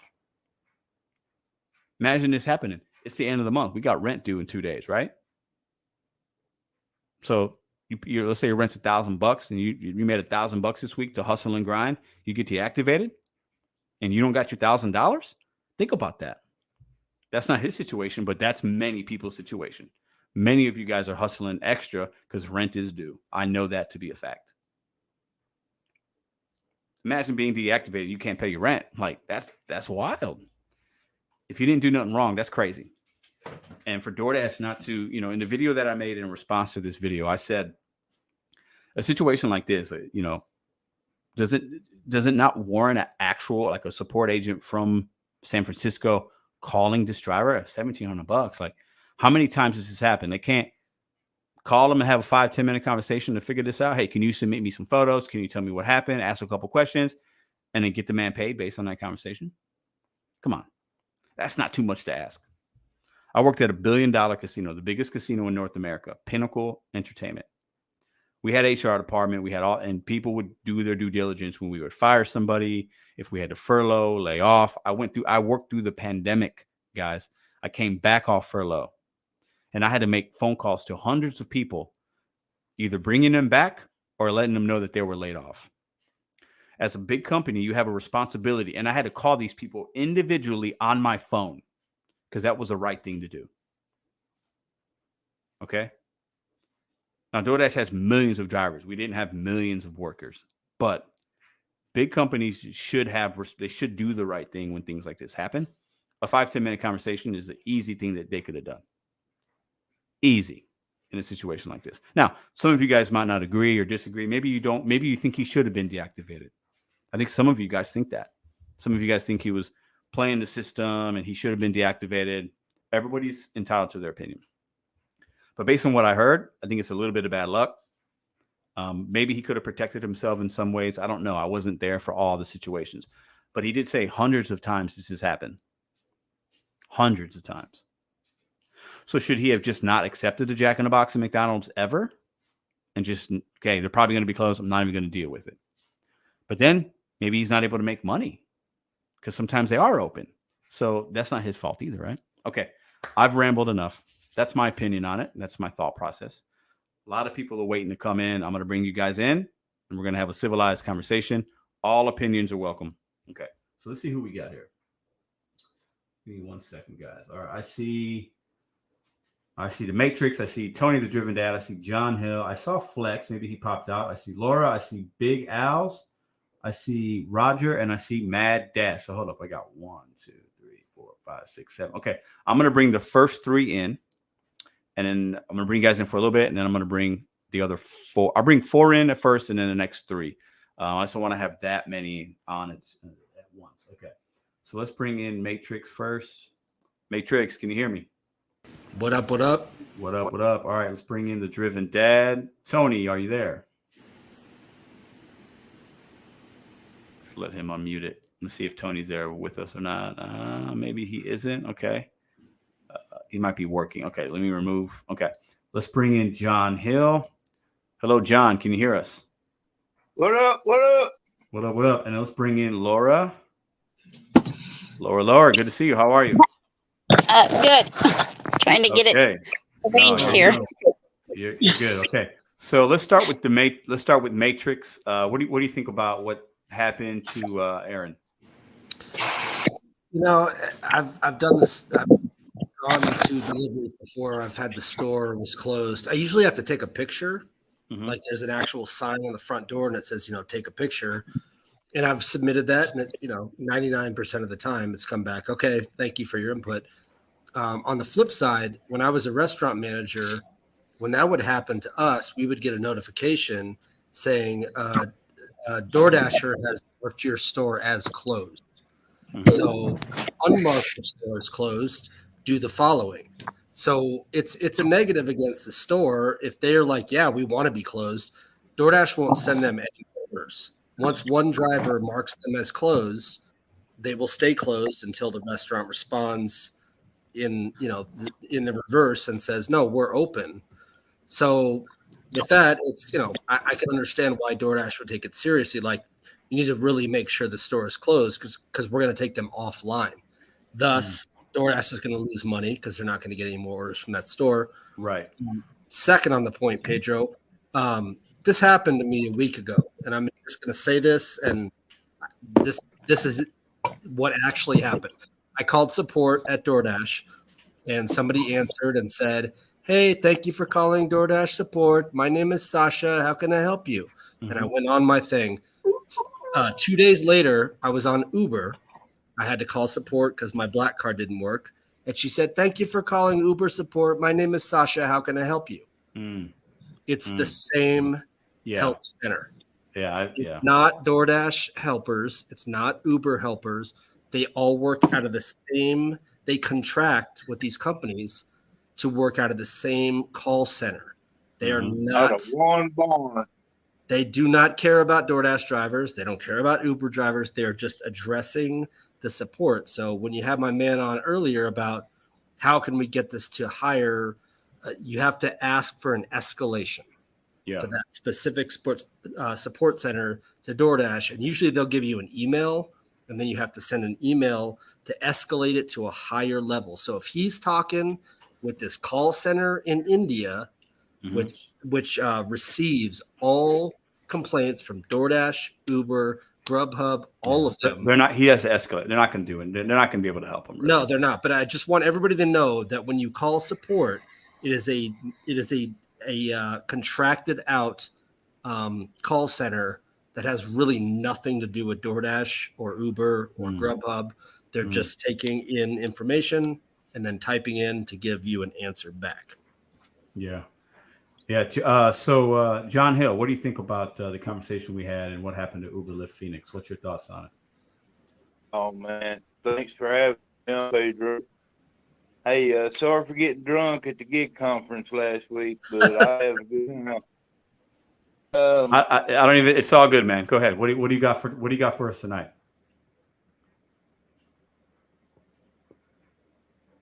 Okay, I think he's gone. All right.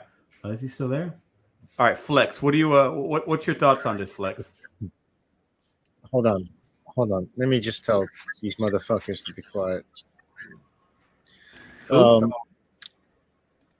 So he needs to call support, right? But he needs to speak to a supervisor.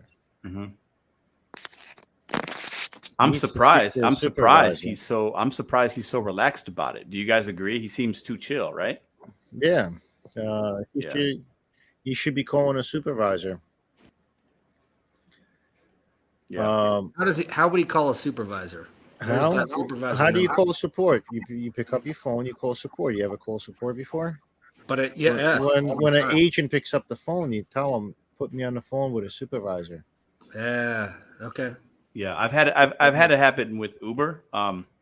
Several months, maybe even last year. I did an order. I dropped it off Uber Eats. Never got paid for it. I remember it was $11.55. I recorded this on a video. Never got paid because there was some kind of glitch or something like that. Right? Never hit my earnings. And the weekend came, nothing. Waited a couple of days, called support Uber.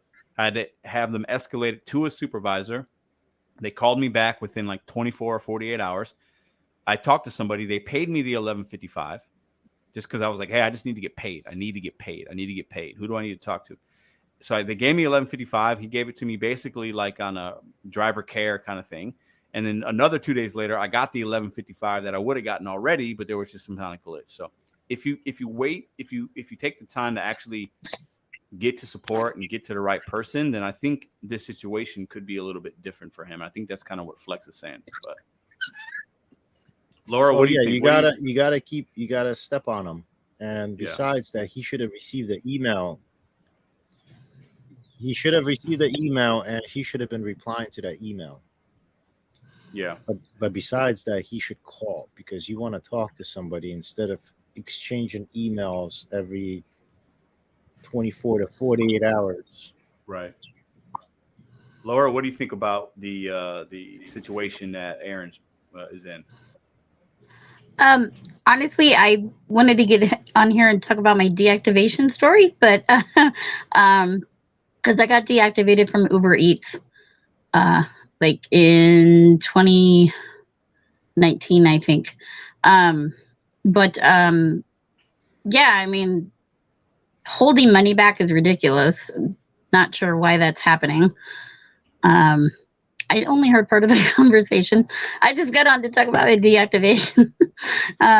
So what happened with your? So this is what happened. So he got deactivated. DoorDash is holding $1,700. They deactivated him for fraud, for marking stores closed inappropriately. He works the graveyard shift, so a lot of the times he gets to places and they're closed early for whatever reason. He marks it as closed. He gets half pay. It's happened several hundred times, a couple hundred times, he said, in the last couple years. So he got deactivated, and DoorDash still hasn't paid him. Okay, so what happened was, Pedro, he, like I kept saying before, he probably said the stores closed probably repeatedly, like 3, 4, maybe 5 times in a row, and AI picked it up. It never used to do that, because like I said before, like a year, like 2 ago, light went out, and I stood in front of the store, and the orders kept coming in. I kept accepting. I kept marking it as closed. I made like $80, and I went on my way. I accepted an offer, and I drove away from the store.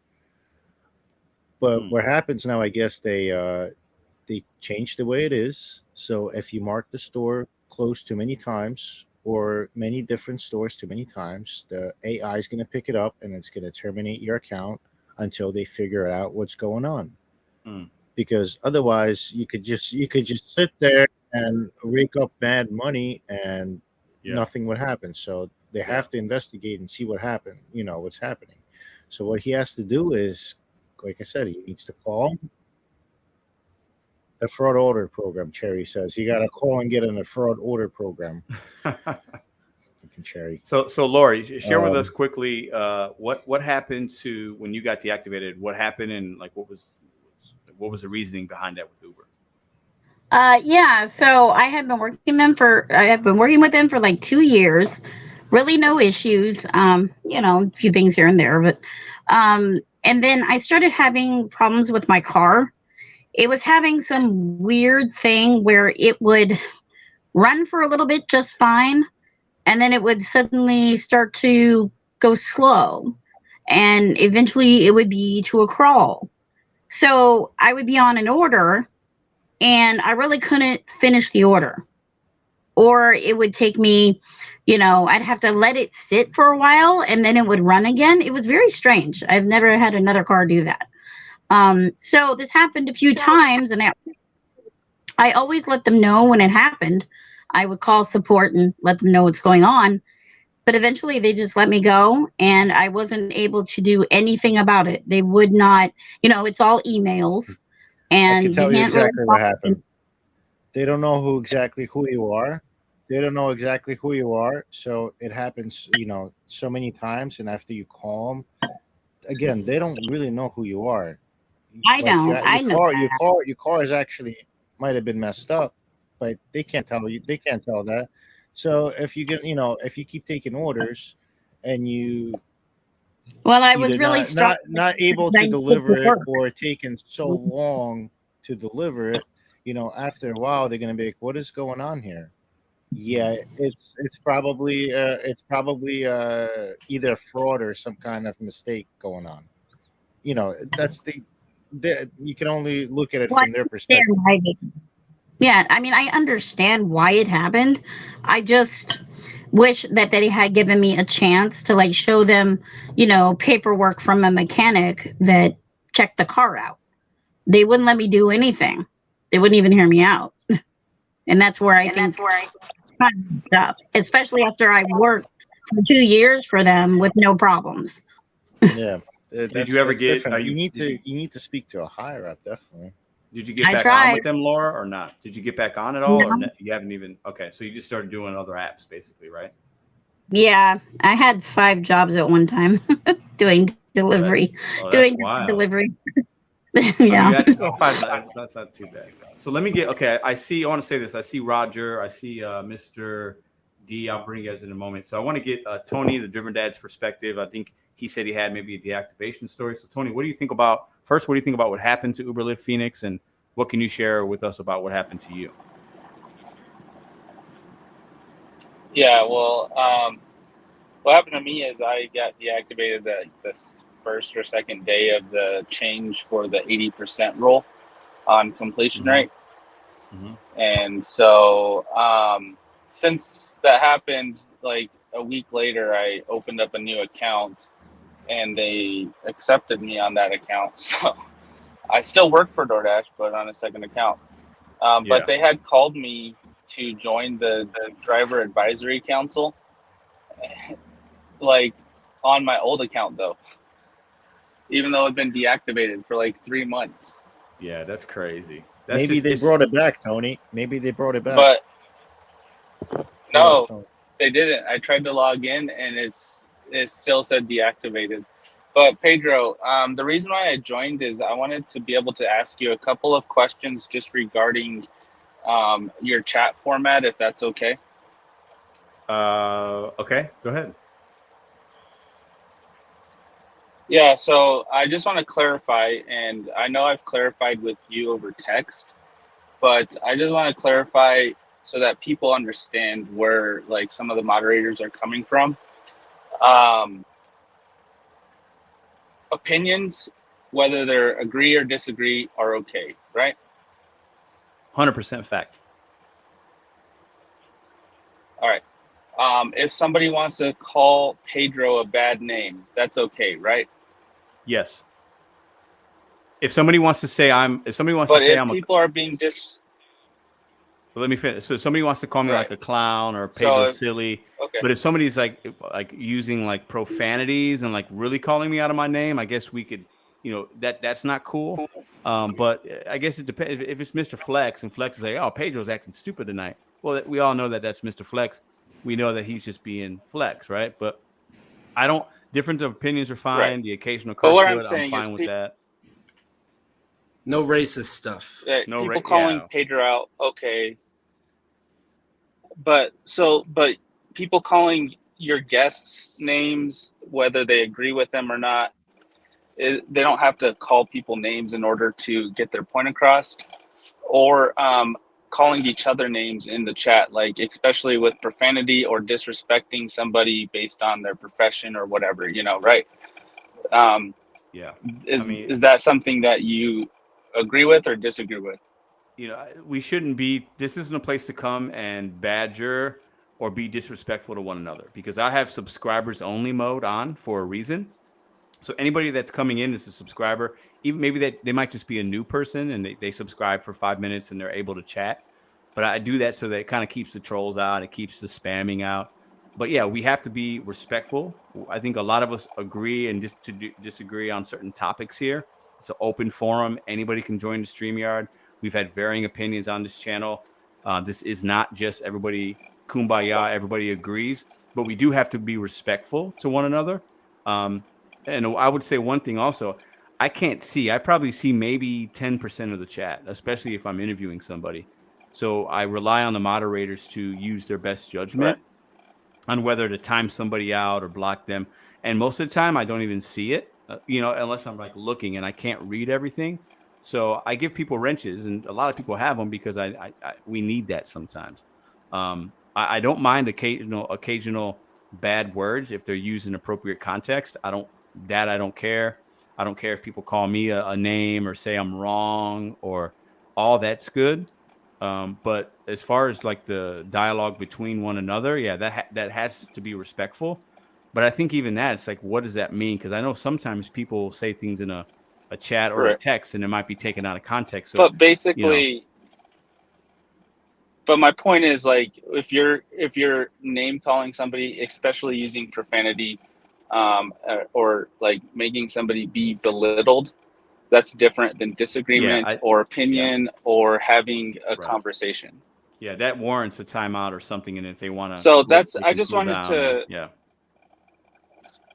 Right. I just wanted to clarify so people understand where the moderators are coming from, and that some people make decisions for Pedro's chat that Pedro doesn't even know about. So if you have a problem that a moderator timed you out or blocked you, just send him an email and he'll probably have a chat with you and Yeah, most that's the likely best way. unblock That's you the if you best didn't way to block say that. it. That's because at the end of the day, we're trying to do a show here. I ain't got time for the I can't see everything, and that's why we have moderators on channels because the chat People goes just very blocking fast. everybody left and right. You know, yeah, I don't know who. All right. I'm not sure. What yeah, happened. so that's all I had to really say about it, Pedro. I hope the best for Aaron. I like the guy. I've been subscribed to him for a while now.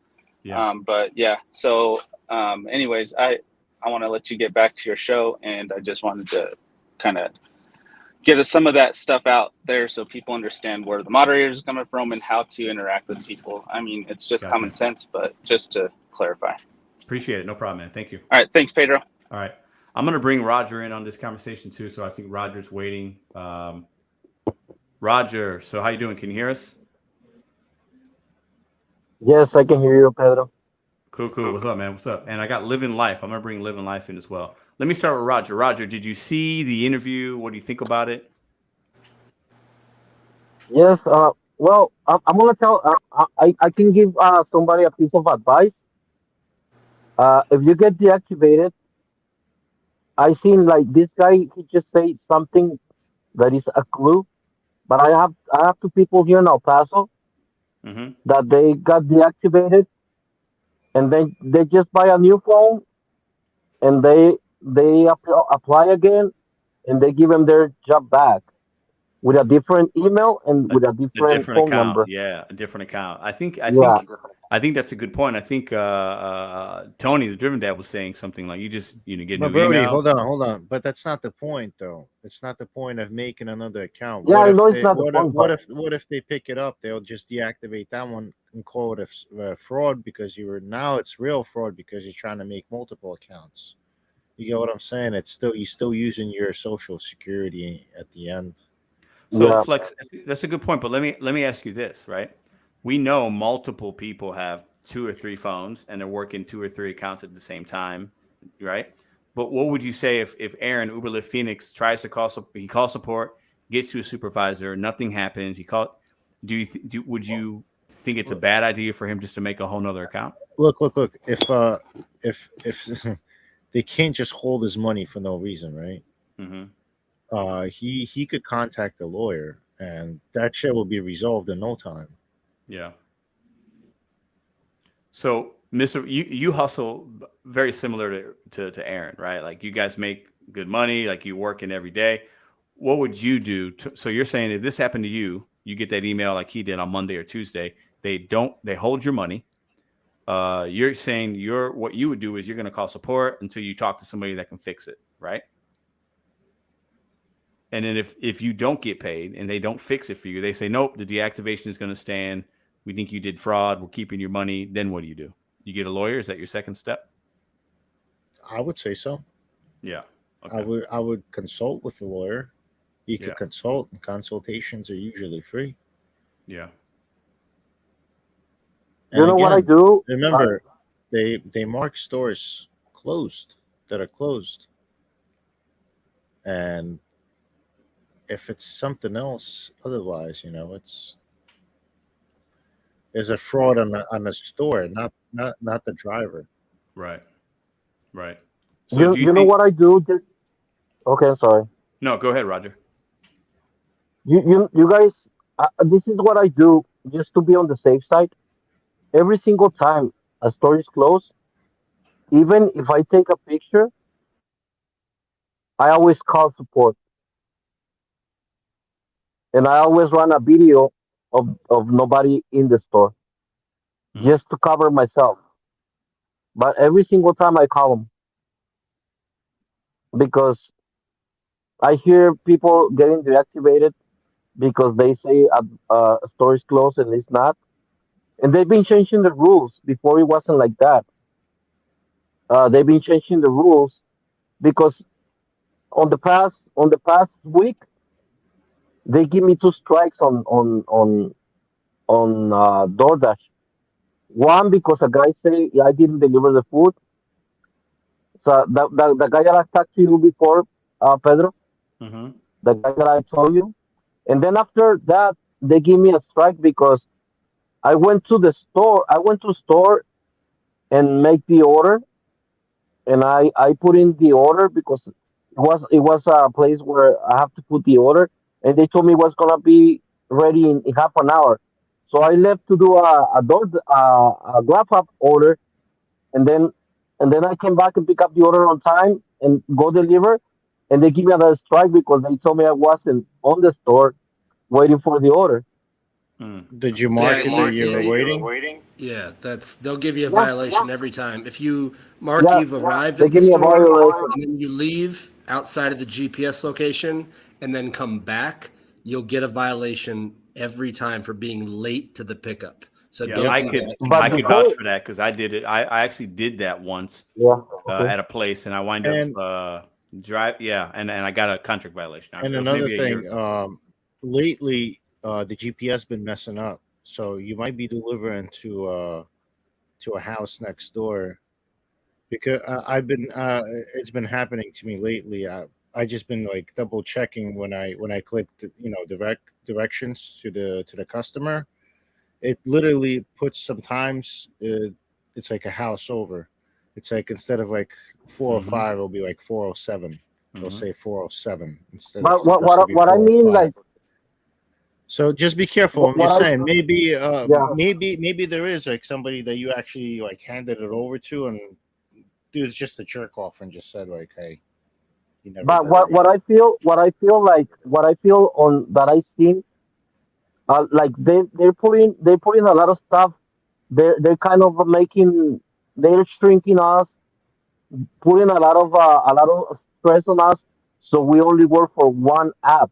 Like they don't want us to be doing something else because Well, of before course they they don't. never They want you to before concentrate they before yeah on their app. before they never give me that because I was doing multi apping and this never happened to me before because if I was looking at the time, if I was there like 5 minutes uh later, it was okay. But now they put in a lot of stuff on it on our way, so we don't do anything else but their orders. You know what I mean? Hmm. Of course. They don't want you to be multi-apping and working Yeah. multi-apps. None of them. Yeah, That's actually a violation um, of their policy if you are working another app. So of course they don't want you to do that. But you just need to make sure when you click on DoorDash, arrived at the store, you're all good. But as soon as you leave out of the GPS of arrived at the store, they mark you then not arrived. And I just said this before. Yeah. You come back I just found out that. yeah, they say you're late to the pickup because so don't do that. You can't do that. You either have to unassign the order if you want to go get another one, but don't leave once you've marked arrived, don't leave the perimeter of that GPS of that restaurant or they'll mark you late and you'll get a violation. So don't do that anymore. Yeah. even if you mark it that And then wrap up. you're even if you Yeah. mark it that it's still being prepared. Yeah, they'll get you a violation if you leave the GPS. That happened to me when Yeah. I did the Grubhub and DoorDash. Yeah, I tried to sling a 4 couple. months back. I I yeah. accidentally accepted a Grubhub order and I had a Red Lobster. I drove to Red Lobster. I marked it that I was there. I said it's still making, still being processed and making. And I went to deliver the Grubhub. And when I came back and picked that shit up, and it said I was late. You know what? Same Let thing me happened to me. let me bring some up to you guys. Violation for being late. Yeah, we've all had contract violations, right? All you Yeah. gentlemen have all had them, right? You know what's funny about getting them? It's kind of like a That's calculated correct. risk because I've had 4 or 5 of them. I've only had one at one time. Never got to 2. But you can still work with a contract violation. They're going to go away. Oh yeah. So it's one of those things that you get it, it sucks, especially if it's from like a customer that lied but if it's like a late thing or whatever, hey, I'll just work with the one. I'll be good. Just don't get that second one. So it's kind of like you got to ask yourself, is it worth just having that one contract violation on your banner, on your stats? Is that $10 to whatever $15 order worth it? And if it is, do it. If you're not compromising the first customer's food, the contract violation will come off. If most of us work enough and next 100 deliveries and falls off, not a big deal. You know? But when you have two, you worry. Said the matrix. Yeah, if you I have was two. worried too much when I had two, and I was very worried. If you have two, you are sweating because you cannot anything. Yeah, I was sweating. You want to do the other apps. I've had two on top of each other one time, and it was when I was multi-apping and I was effing around, and I would drive by Panera Bread and click arrived at the store and then speed my ass down the highway thinking I was being cute and smart. I'm going to go pick up this other order. I'm going to come back. And then I realized once you marked arrive, they track your GPS. And if you go out of it, they restart your time. So just be aware of that. But I don't F around with a whole lot of that anymore. But yeah. Now, so Roger, how long ago was that you had the two at the one time? Last week. And I called support and they took it out. They took it out. Because I told them, but I call and I stress them out and I tell them, hey man, you need to take that out. And they told me to do a statement and I sent a statement and stuff. And it just went away. But I was worried because I was like, man, what if my car breaks down and they don't believe me or something, you know? Like, did you, Roger, when you called them, did you like cry a little bit and really feel? Did you get emotional so they could feel bad for you, or were you just mad? No, I called them and I told them, hey, I'm not. I don't work for you guys. I work for myself. So if they tell me 25 minutes, on those 25 minutes, I can do whatever I want. It's my time because I'm not doing something wrong to the customer or I'm not picking up the order late. Because if they tell me 25 minutes, I went and do an order for it took me like 12 minutes, and then I came back real quick. And when I came back, the order wasn't ready still. You know, it took me like 7 more minutes for them to give me the order. So I wasn't doing nothing wrong. You know what I mean? Yeah. But if you violate their terms of service, they don't give a shit if you work for yourself. Yeah, I know.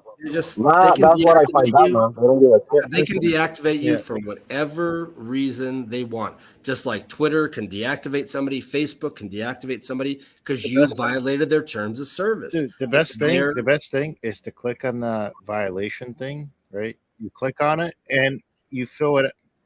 Fucking Roy is yapping in my ear. Jesus. I know you. I know you got your boys over there talking crazy. The best thing to do is to click the violation and just fill it out. Just say that the store is it's the store's fault, and it is. It's always the store that you're waiting on. You submit it and you let it do its thing, and you just continue to work. After 100 deliveries, that violation is gone. And if the support gets to your ticket, whatever that you submitted before you do the 100 deliveries, they might just erase it and that thing will disappear before the 100 deliveries. Let me I want to ask you know what happened? You guys have proof. Always have proof on delivery. If it's a hand it to me, take a picture anyway, so that you always have proof. I delivered to a high school a couple of weeks ago. This, snot-nosed kid said, "Oh, I didn't get my order." I took 2 pictures of it. I submitted it to DoorDash, and they removed the violation in 30 minutes. So always take proof. Even hand it to me. Just take a picture of the address, take a picture of the porch, whatever it is, or text the customer. That's the best one. Picture gives them the best. Message the customer in the app and say, "Hey, I've dropped your order off at your front door. Have a good day." Then the text is in the app, so DoorDash can go back and investigate and say, "Yeah, you told them you dropped it off." So always have some proof on hand it to me's, because those are usually the ones that you'll get. Hey, I never got my order. Yeah, that's a good point. And yes. Okay, go ahead. Go ahead, Roger. Go ahead. Okay, this week they sent me a whole list. Wrap up. They sent me a whole list of things that I'm not supposed to do. They told me about it's illegal to market arrive when you have to be there. You have to be walking to market arrive. You cannot be marking arrive like like a block away, or if you're on the light, if the restaurant is in front of you, you're not supposed to mark. You're not supposed to mark arrive. I used to do Interesting. that all the time, With Grubhub, yeah, I and do they that with send me. DoorDash. Yeah, I do that I with do that with DoorDash DoorDash Yeah, all the time. all they, the time. they they send me a whole list of the things that I used to do Hmm. that I was doing to I was doing this to expedite my deliveries. You know what I mean? Yeah. Yeah, So of they course, of slapped you course. on the hand. They slapped you on the leg like, Yeah, hey, Roger, bad boy, Listen, don't do don't these listen things. to that piece of dude. It's you gotta jerk off a supervisor or a support agent. No, he's That's- talking about Grubhub. You thought Grubhub? yeah. He said I'm Grubhub. talking about Yeah, Grubhub. They Grubhub. send me a whole I, list I guess of the same things that they shit. don't want me It's to do. same. You gotta jerk of a supervisor. Hey, one more pro tip, Pedro. If you guys are picking up an order from a restaurant, it's the pickup is like say 12 o'clock I noon, don't know much about and it's Grubhub. 12:04, 12:05. Once you Not get my fault, past Santa. once you get past 5 minutes, if you click in the app, waiting for the order, still being prepared when I got there, not started. Once it goes over 5 minutes on DoorDash, Mhm. if a customer gives you a negative rating, it won't count. Mm. So make sure if Interesting. anything goes about 4 minutes, 5 minutes over, hit the why are you waiting? Still being prepared when I arrived, not started till I arrived, whatever it is. If you hit that and it's over 5 minutes and a customer gives you a 1 rating for whatever the hell reason they would give it to you, it will not count, or even a 4. It will not count against your ratings, only a 5 or better. So just kind of watch that when you guys are picking up orders. Once it goes to 5 minutes, hit confirm pickup at Mhm. 5 or 6 minutes, and then take it on. And if a customer just wants to be an asshole or just a shitty human being to give you a bad comment because you left it, in the wrong spot, or it took too long, or it was cold, or nothing that was your fault, you will not get a negative rating. Mm. I want to ask you guys. I got a giveaway coming up. We're going to do that in a minute. I got a guest coming on in a second, but I want to ask you guys each a question, just 1 or 2 word answer, or one sentence. We'll keep it quick. So I'll start with Matrix. We'll go to Roger, then we'll end with Flex. When a driver gets deactivated on any platform, whatever it is, Grubhub, DoorDash, Uber, do you think most deactivations are justified? Yes. Roger, what about you? Yeah, I think it is, but sometimes they make mistakes. Yeah, but most of them probably are the driver did something wrong, right? Yep. You think? Yeah, that's correct. What about you, Flex? 100% negative. So you think most deactivations are not? Oh no. Oh, you said most deactivations? Yeah. Do you think? You think most deactivations are actually warranted? Possibly, but I think there's a lot of like what happened to that gentleman whenever he was marking the stores. I don't think it was. I think it's the AI picked it up and just thought of because it doesn't it cannot determine like whether the store is actually closed or whether it's open. You know what I mean? Like they can only go off of like the picture or whatever that he submits. And if he does it too many times, it's just gonna put him in a violation. So that's what I'm saying. Like, that's a deactivation, but who determined it? It wasn't the actual human that deactivates him. You know what I mean? That's why I told you guys when we start to always call support, always, so you don't have any doubt. And those guys they always input all the information. But the thing is, they it's there for a reason for you to take a picture so you can be on your way, continue to making money. Instead of sitting there for 15 minutes trying to call, and then they putting you on hold, and then trying to call to the store, trying to confirm this. That's the whole reason they put a freaking thing so you could hey, here's a big picture for you. The store is something that's been happening in my market, Pedro. And they pay you. They pay you on top of that. So, I kept saying, if the store is closed, I submit it, you submit it, Pedro submits it, this gentleman submits it, the store is closed, the rest of the orders that's in that virtual queue should get automatically terminated. Like, don't send them to nobody. Pedro, Cancel real them quick. all at once. Yeah, these drivers in my market are accepting orders. They're going in, picking up the orders, getting into their car, unassigning the order, and eating it. It happens that's crazy. all the time. Yeah. I go into a store. I'm like, hey, I'm here to pick up this. They're like, no, somebody picked that up an hour ago, and you're the fourth driver to come in for here. And I'm like, wait a minute. So I called DoorDash like a month ago, and I said, am I like the fourth or fifth driver on this order? And they're like, yeah. I'm like, who was the first driver on that order? Yeah. They're like, yeah, we're seeing it. I'm like, did they unassign the order? And they're like, yep. I'm like, well, they stole the order and ate the order. Well, yeah, that's different. Little, cases like that, you have to call. In cases like that, you have to call. Right. But I'm saying, should DoorDashers be deactivated? Those MFers, every time. They are going in daily, getting breakfast, lunch, and dinner free, just walking in. I got the order, take it to my car, unassign the order, and eat it. Yep. And it's happening. It's rampant in my market. And so a lot of restaurants now, and you guys might disagree with this, some of your viewers might, but they're saying when you grab the order, they want to see you press the confirm button. I don't mind. I don't mind showing them. I don't mind it. I don't mind it either, Pedro. I don't mind it either. I'm like, hey, are you guys doing this because people are stealing orders? And they're like, yeah.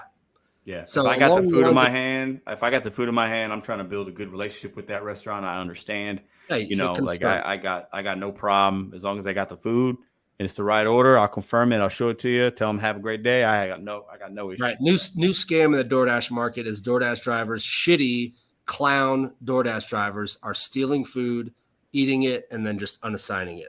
Yeah. So be on the lookout for that. Yeah.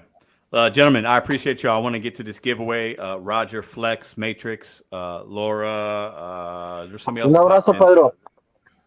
Yeah, man. I appreciate you guys for coming in, giving your thoughts. I hope you guys enjoyed this segment with Uber Lyft Phoenix, and you guys have a good night.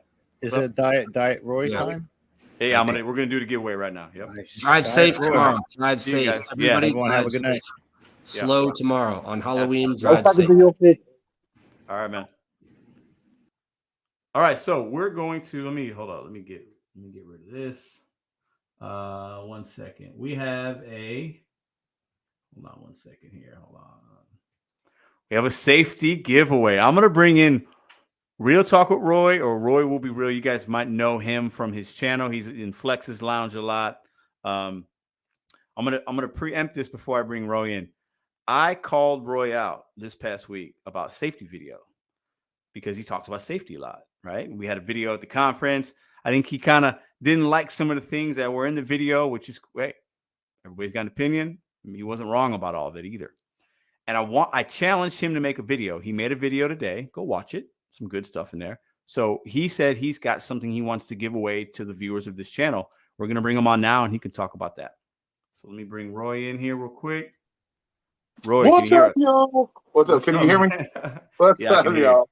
So talk about what you got. Talk about the video for a minute, and talk about because listen. We can call each other out on stuff, and I know Roy was going to make a video because I know he was going to make it, and I'm glad he made it, and I'm glad he did. So talk about the video for a minute, and then talk about what giveaway you have for the people tonight. Yeah, that was a video kind of showing people how quickly these things happen when you're in the gig stuff, and the stuff that you could do to hopefully prevent it. Some of those things, as I showed, you're not going to be able to prevent, and so it's kind of a wake-up call to see how fast it happens. And I want to thank my friend Edwin. He was my victim. But I tried to have a little bit of fun with it and just show people how quick these things happen and how easily it can happen and what not to do and some things you can do to help prevent it. And so on one of the segments, I don't know if you guys, whoever watched the video or did it, but I showed, because keeping your hands free as much as possible, that's a safety issue. That gives you opportunity if something's there, they're not armed or something like that. Gives you opportunity to maybe push off, run away, whatever the case may be. So I showed you guys a headlamp that could be used to light up your area before you even walk into those situations. So that's what I'm giving away. Brand new headlamp to whoever doesn't have one. Here, I'll give you an example. It's an extremely bright headlamp. So It's got multiple modes, red, green. So it's got multiple modes for you to light up whatever you want. If there's enough, ambient light, you can only use the smaller stuff you can. But that's what I'm willing to give away to somebody tonight. Not sponsored, out of my own pocket. I'm willing to give this for somebody that needs, because not everybody has a flashlight. Some people have to use their headlamps from their car to light up a property. And in the video, I explained you shouldn't even really do those kind of deliveries because you can't see. But this will give you, something that your hands are free, gives you an opportunity to push off, do whatever you need to do without trying to hold a flashlight, hold the phone, hold a bag of food, all that good stuff. So that's what I'm giving away to you guys. Brand new headlamp. So listen, I appreciate that. This is what we're going to do because I want Roy to send this to somebody that's going to use it. Okay. And I think Roy would feel the same, right?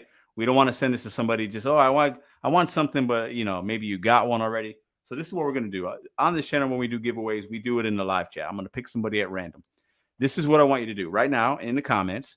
If you want and would use one of these, type in the word headlamp. Is that what it's called? Headlamp? Yeah.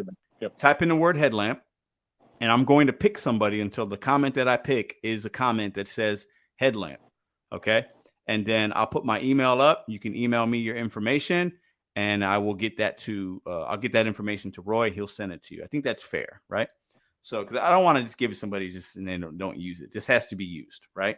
Yeah, definitely. Just email Pedro on his thing. You give him all the information. He'll text me or email it to me, and then I'll ship it directly to you. Yes. Works. So type in headlamp and give you guys a few seconds here. I'm going to select the comment. If the first comment I select doesn't have the word headlamp, we'll go to the second one until we get somebody that has the comment headlamp. Okay. While I'm doing that, Roy, give me your opinion on Uber Lyft Phoenix. Aaron, I don't know if you watched or do you think there was something going on there? Do you think he should get his money? Like, give me your opinion on it. Because I know in the beginning, I think you maybe had a different one last week. Yeah. Well, in my personal opinion, it goes to show that you guys aren't in control of anything. DoorDash controls you. They'll deactivate you for anything and everything. And so in my personal opinion, depending on if he was, doing the store close thing, sitting there multiple, he might have been sitting there at the same restaurant trying to collect on 20 orders and just, putting a store closed. So I don't know the whole situation on that. Should he get his money? Of course. But him being an independent contractor, there may be stipulations there where he may not be able to get his money. But you can't sue him either. So you're not allowed to get an attorney. You sign the terms of agreement. But yeah, he deserves his money. He was out there working, but if he was doing something fraudulent and it goes against the terms or whatever the case may be, when you get caught, you have to pay the consequences. So that's my opinion on that. So, all right. So let's select a comment here. You guys ready? Let's see if this one says headlamp. I'll read it. It does. Okay. I know this name. So there is the winner of Roy's safety headlamp, Jeff Borchard. Borchard. I think you know that name too. Yeah, he lives here in Vegas actually. So hold up. Let me. Oh, that'll be save you some money then when you have to send to him. Yeah, exactly. I'll just meet up somewhere and that'll work. I'm trying to find his comment. I can pin it. There it is. So there's the winner right there. That's the name that I picked. There you guys go. Roy, I want to thank you for doing that giveaway, man. I think not a problem. Well, I hope everybody enjoyed the video and hopefully you learned something from it. And it was fun. It was some good laughs. Michael Myers. What was it? I think Stone Cold. So it was funny. I think we can definitely take some things from it. I think it was definitely different than the safety video that we did. I think when we're talking about safety, in my opinion, anything that we talk about, we never hope we have to use things. And not every safety situation is going to work for everybody, right? Not everybody's going to be able to take somebody down or do this, or not everybody's going to be able to feel comfortable protecting themselves, or some of us might freeze up in a situation if somebody tries to grab us around the neck as a ride share, right? We might not be able to put that seat back in the moment. But you have to still be aware of your surroundings. That's the biggest thing I think that we think about, that we forget. Be aware, have your head on a swivel, be looking around, especially at nighttime. And if you're ride share and you pull up to somebody, if something don't feel right, if you get a bad feeling in your stomach, just leave. Don't let that person in your car. Keep your doors locked. Especially if the name says killer. Yeah, definitely don't pick them up. Don't even. Why even play with that? Yeah, that's just crazy. Yeah, All right, and the whole point of the video was to show you how fast it happens. We can talk about it, but without some kind of visual to see how quickly something can happen, it's kind of hard to comprehend. So that was the whole point of the demonstrations, was to show just how quickly something like that can happen. So you get more of a comprehension of when you hear we say, watch your behind you, watch this, how fast it really does happen. Yeah, it happens quick. So you don't need me to facilitate the Jeff thing. I guess we still need. I'm thinking it's the same guy from Vegas. If he can clarify he's from Vegas, then yeah, just still have him email you, and then I'll tell you what, Jeff, do that. You could email me. My email's in the about section, or go to Roy's safety video and put a comment that he can see that it's you, and you guys can connect. And if Roy doesn't see that, then but we'll definitely get it to you, Jeff. Yeah, I'll definitely see his comment. So yeah, just have him go in there, and then I'll put a link to my email, and he can email me directly. That way you're not having to go back and forth. Yeah. You know what I'm saying? Cool. So I appreciate you doing the giveaway, man. Thank you. Not a problem, guys. Watch the video. Thanks for everybody's support. Appreciate you. Have a good night. Bye. All right. So, let me say this. Out of negative things or different of opinions and this and that, and calling people out, holding people accountable, positive things can happen. So when Roy say, "Hey, I want to do a giveaway," yeah, let's do that. So I love that. I think that's fantastic. Okay. What a show tonight. Broke our record for live attendance. 600 and almost 30 people watched the interview tonight with Uber Lyft Phoenix. Never had that many people in a live chat. It's crazy. I will say I'm not happy that there was some bad dialogue going on in the live chat. I can't read everything. All I would say is I try to be really respectful to you guys. I feel like I show you that. I lead by example. If I say I'm going to do something, I do it. 100%. I do it. I'm a man of my word. I think you guys can, whether you agree or disagree. If I say I'm going to make something happen, it happens out of respect for you guys. So all I would ask in return is be respectful to one another in the comments. And if you have something going on, if you really have a difference of opinion, have those conversations offline so that we can keep the show going, right? But we have to be respectful to one another, right? This isn't the kind of channel where we come in, that's not what we do here, right? We could hold each other accountable. We can have respectful conversations, but we don't do the whole cussing, calling out of names. Like that's not how we rock here, right? So I would just want to say that because that happened tonight, it seemed, and I can't catch everything, guys, but I appreciate the moderators that can catch things. But listen, we're delivering McDonald's and Papa John's and doing Instacart shopping. This show is designed to end our week together and start a new week. So we should be positive as we can. Now, while we might have to talk about bad things and, things that aren't always positive about the apps or whatever, but we should be positive to one another. I do believe that, right? I think we got my friend Jay walking here. Hold on, I got to read. We need to talk tomorrow, but I think he said it's a comment in here. Let's put this up. Hey Pedro, hello from St. Martin. Congratulations on your biggest. Thank you. Yeah, thank you. Thank you. I hope you're having a great time. I'll talk to you when you get back, brother. Appreciate that. What a night. Now this is a real question.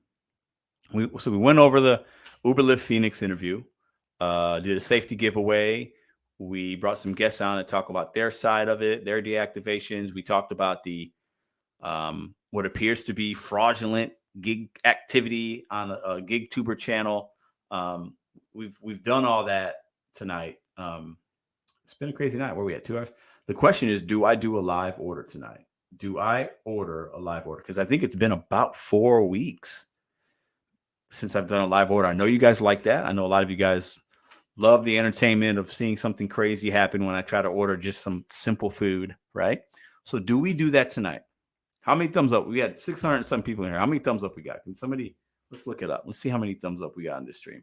So I do think this has been a valuable stream. I think it's been a little entertaining. We've done giveaways. We've done all kinds of stuff. We called some fake GigTubers out. I mean, listen, you ain't going to get that kind of content anywhere else, right? Well, Hannibal and I announced the I don't know if you call it charity, the what we're going to do in the month of November, as far as giving back to our communities of kids that are hungry or homeless people that need to eat. it's cold outside. Like, you know, no kid should ever go to sleep hungry. It just shouldn't, you know. So we're going to be doing something in that way of giving back to the community in a positive. We talked about that tonight. That'll be something we do in this channel and Hannibal's channel for the month of November. So we've definitely had a good stream tonight. I definitely think we've had a good time. So how many thumbs up do we got? Let's take a look. Let's see. Side Hustle, what up? That's my boy? Hold up. That's Van. Go check out Van. He's got a Side Hustle tutorial. I think it's another channel he started. Appreciate you, Van. Formerly, Van's also DoorDash delivery. He's viral on TikTok. I mean, it's crazy what he does over there. Facebook Reels, YouTube. Shout out to my boy. How many thumbs up we got? Oh, nice. 264 thumbs up. Damn, son. It's crazy. Can we get to 300? Can we get 36 more thumbs up? Can we do that and order some food? Don't you face? Oh, yes, you're right. Hold on. Let me put this up too. I did start my new schedule. I will be getting up at 4:30 on Monday. So I ain't worried about that.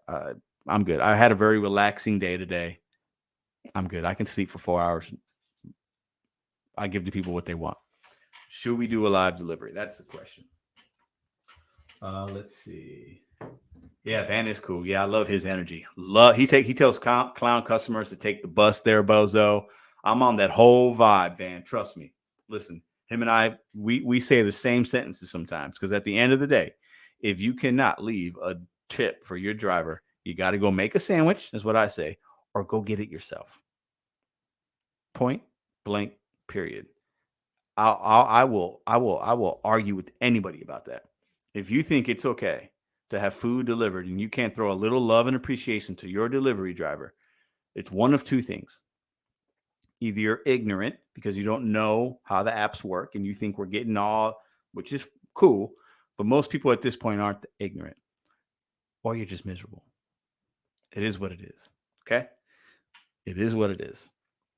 So I think it's funny that me and him have very similar lingo. We call them clowns because they clowns. Ooh, Gig Life with Lexi. What up?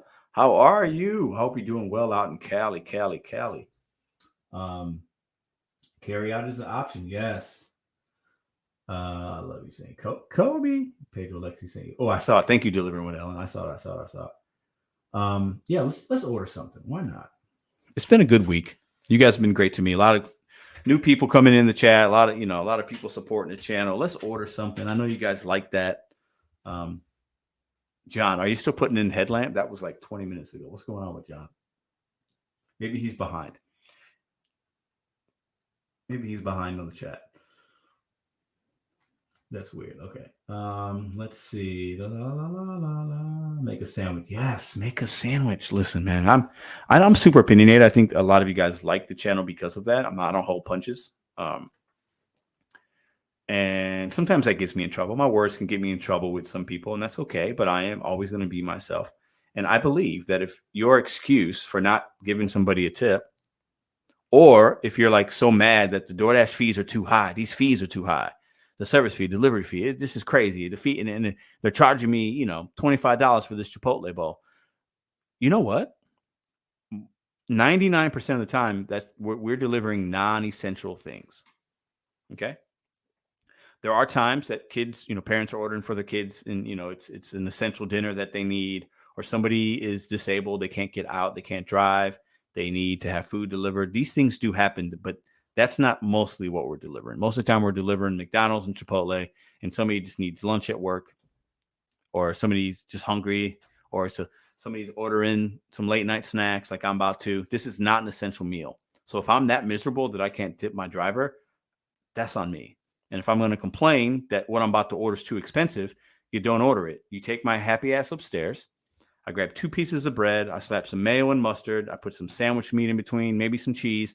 I toast my bread and I eat my sandwich. If I can't afford this service, I make a sandwich. And if you're going to continue to complain that it's too expensive, I'm going to continue to complain that you are a clown, miserable human being. This is not charity work like my man Hannibal said in the beginning, right? We're trying to make money here. And really the only way you can make money is if we deal with generous human beings that understand what we're going through and they appreciate us. So I want to continue to say this. And all the drivers out there that are okay with taking $2 and $3 orders, you are part of the problem. And if I offend you by saying that, I don't apologize. Because when you tell a customer and a company that it's okay to work for $2 or $3, regardless if it's walking across the street, you're enabling that behavior and you're not valuing yourself and your fellow drivers. Some people will not like that I said that. That's my truth. Facts. With Pedro Doordash Santiago. All right, let's place an order. We're going to place an order and then we'll end the stream. We'll keep talking and doing some things, but we're going to place the order because I think it'll take a little while, right? Let's see. Somebody said something about 4 hours of sleep. Let me read it. No. I like reading the comments, but I just can't see them all. Yeah, shout out to Lexi. I got some great people in here tonight. I love Gig Lebowski stopping by. Jeff, congratulations to Jeff. What up? Jorge, what up? Or Jose, what up? All right, so I'm Nefarious. What up? Headlamp. He's still putting hand lamp in there. I see. All right, let's place an order. Let's order something. Let's see. So, it's funny. I have a group of friends that we see each other basically every Thursday night. I have a dartboard in my garage, TV. We listen to music, watch a game, throw some darts, have a couple beers, talk about life, right? Couple of my guy friends. And they were getting hungry. It was getting kind of late. Thursday was a late night for us. We were in that garage till 2 a.m. Just hanging out, doing boy stuff, right? And they wanted to get DoorDash. So I actually got a pizza from 7-Eleven and my friend ate it. And I got some other things and each got us one more beer because we were out and we were just hanging out. So I used DoorDash on Thursday night. And the driver that delivered it, look, I got to rate my driver. See? She was really nice. Very good. So I'm going to give her 5 stars right now. And let's go ahead and place an order. Let's see. What should we get? It's 11:11. So we know our options are limited here. We have White Castle. It says 1 mile away. Taco Bell, 1.7. 7-Eleven, 0.7 miles. Steak and Shake is closed. No, that one's open. So what should we get? I'm going to leave it up to you guys. White Castle, Taco Bell. That's what we're going to rock with. I know. Not great options, but that's what we got. What do we see? Put your vote right now. Taco Bell, White Castle. A W for White Castle, a T for Taco Bell. I'm going to look at the comments. So I see 1 White Castle. Let's see. I'm not getting a 7-Eleven pizza again. White Castle. So that's 3 White Castles so far. 1 Taco Bell, 4 White Castles, 5 White Castles, 2 Taco Bells. W, T. Okay. 7-Eleven chili dog. No. Order Mexican food, not Taco Bell. Yeah, I can't do that. W. I've seen a lot of W's right now. I feel like I see a lot of W's. Taco Bell. Oh, Taco Bell. Ooh, 1, 2, 3, 4 Taco Bells in a row. Okay, Taco Bell's making a comeback. I see Taco Bell. I see a W. Okay. WT Baja Blast Boys. What up, Yost? Another T. Okay. A T. I'm not getting Beer Goose. Sorry. W. I feel like this is pretty close. I feel like there might be a couple of more W's. Let's see. I'm going to give the next 5 comments. Let's see. Taco Bell. Damn. 4 Taco Bells in a row. Ooh, 1 W.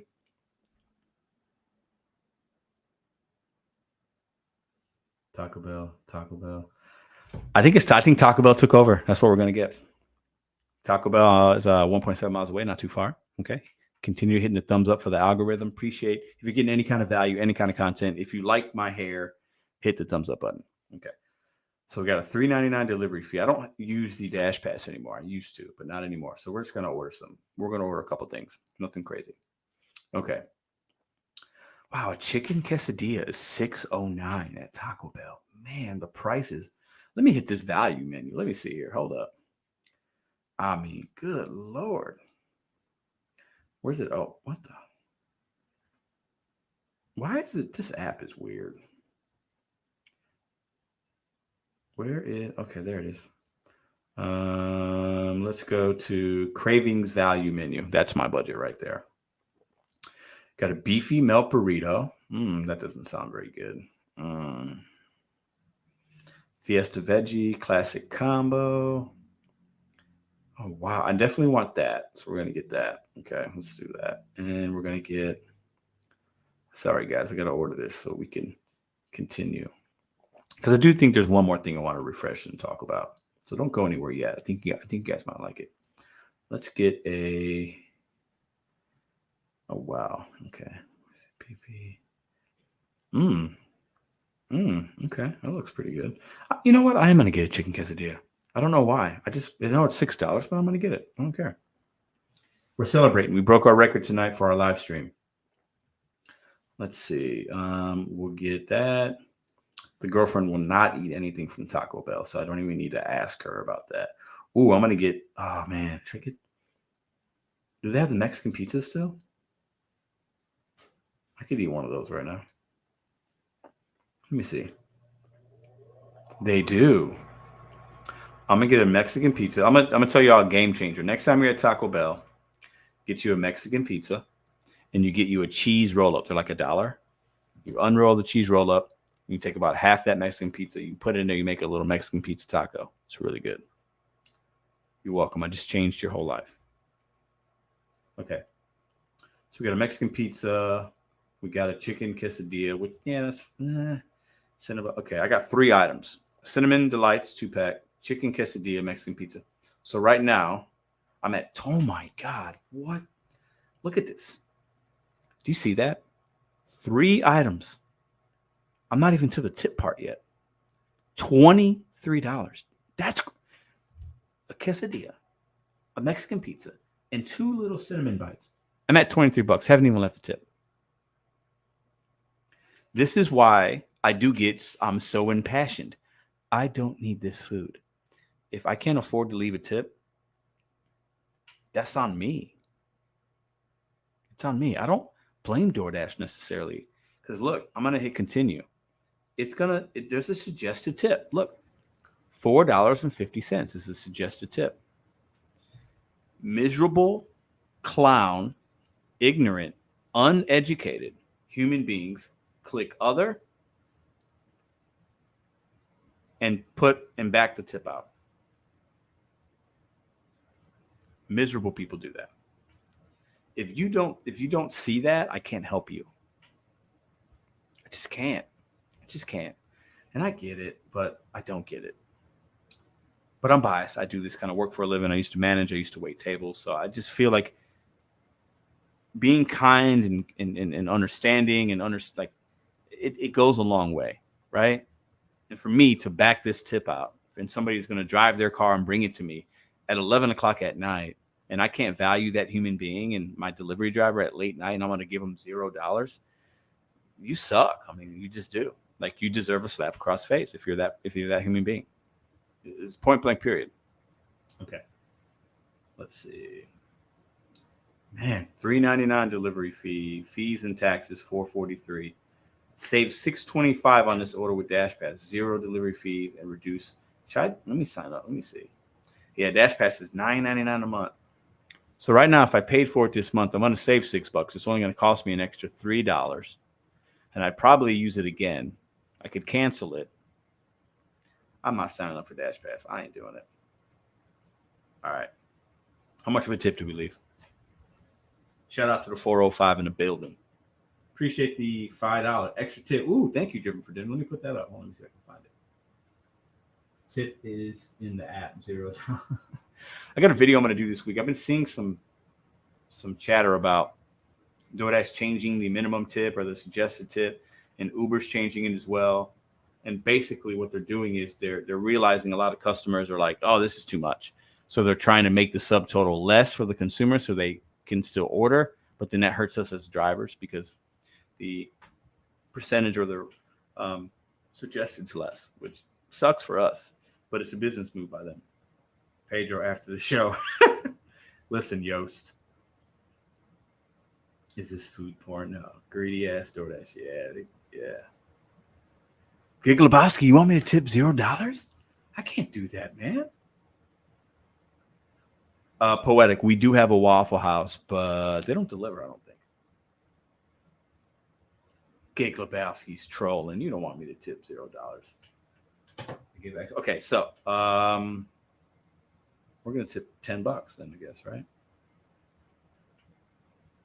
Let's see. Oh, come on. Oh, there it is. Okay, we're going to tip 10. I'll show you guys the new total.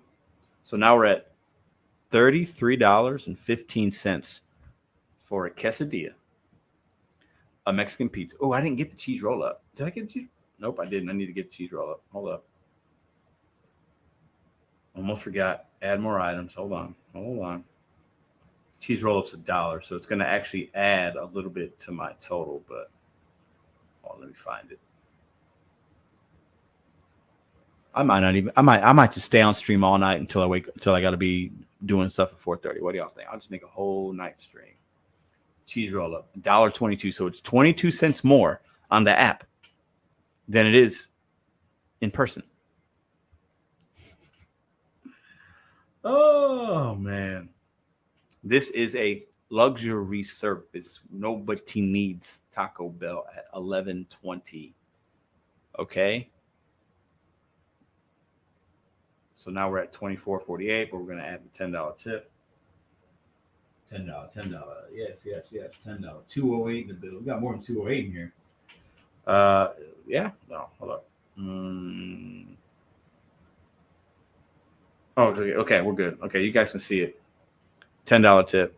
It's there. Hold on. Yeah, $10. Oh, there it is. Up. So, okay, now it's asking me if I want to add items. Nope, I'm good. I'm broke. I already spent $34 for.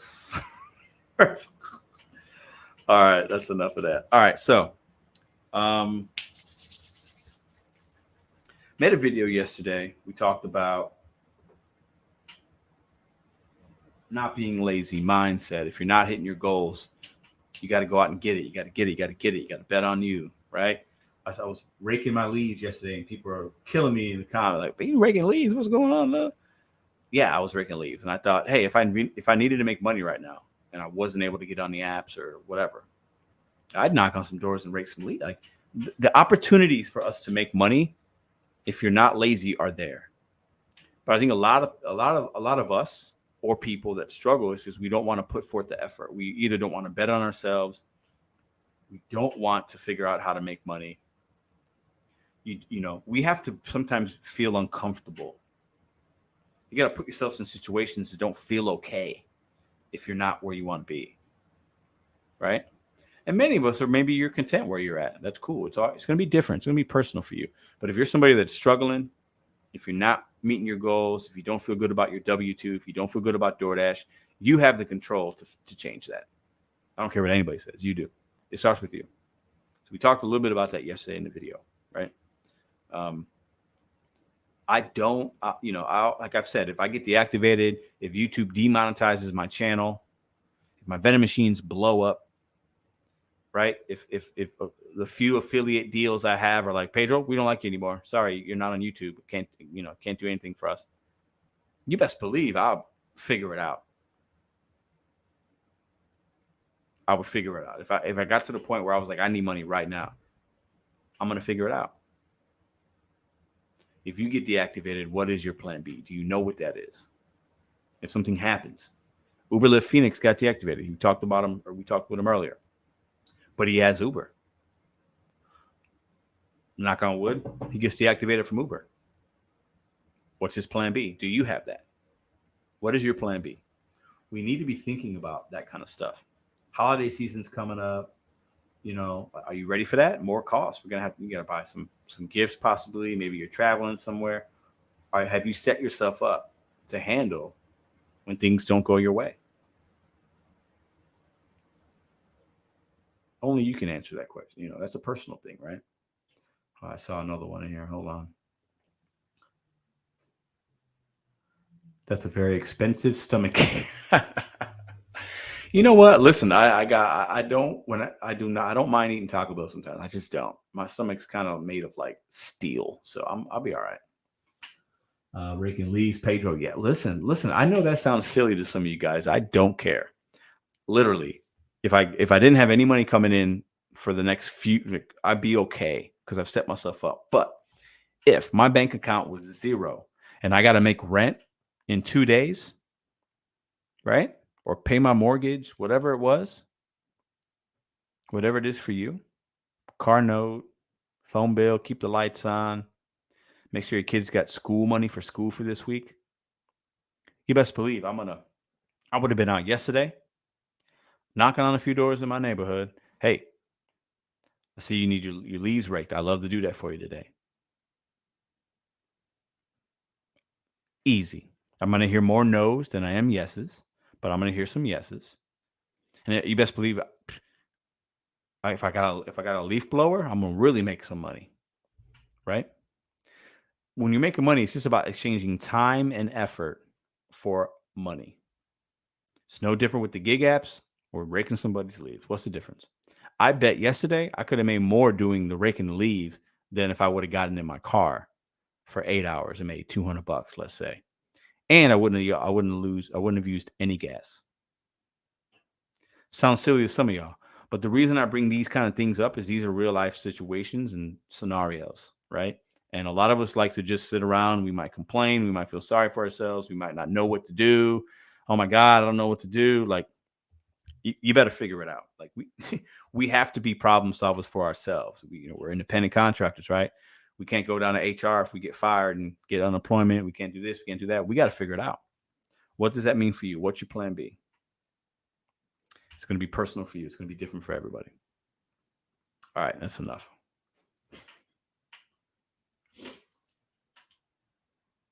So Music Say's got 12 apps. There you go. Probably not going to be deactivated from all 12. So he is set up. He's got plan A through J, right? Whatever. H, whatever it is. That's his plan. Put our rent money together on Friday. No small feat in Boston. Nice. Nice, nice, nice.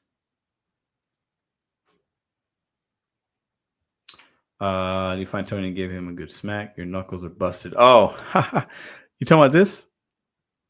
Listen, you don't want to mess with me. That's from raking leaves yesterday. I have these things that are like claws, and I was holding them kind of. I didn't have gloves on at first. I had to put some gloves on, so I kind of ripped some of the skin off my knuckles. But yeah, that's what I'll tell y'all. But maybe I did slap somebody around. I don't know. I'm small but mighty. You don't want to mess with me. Nobody wants to smoke. Trust me.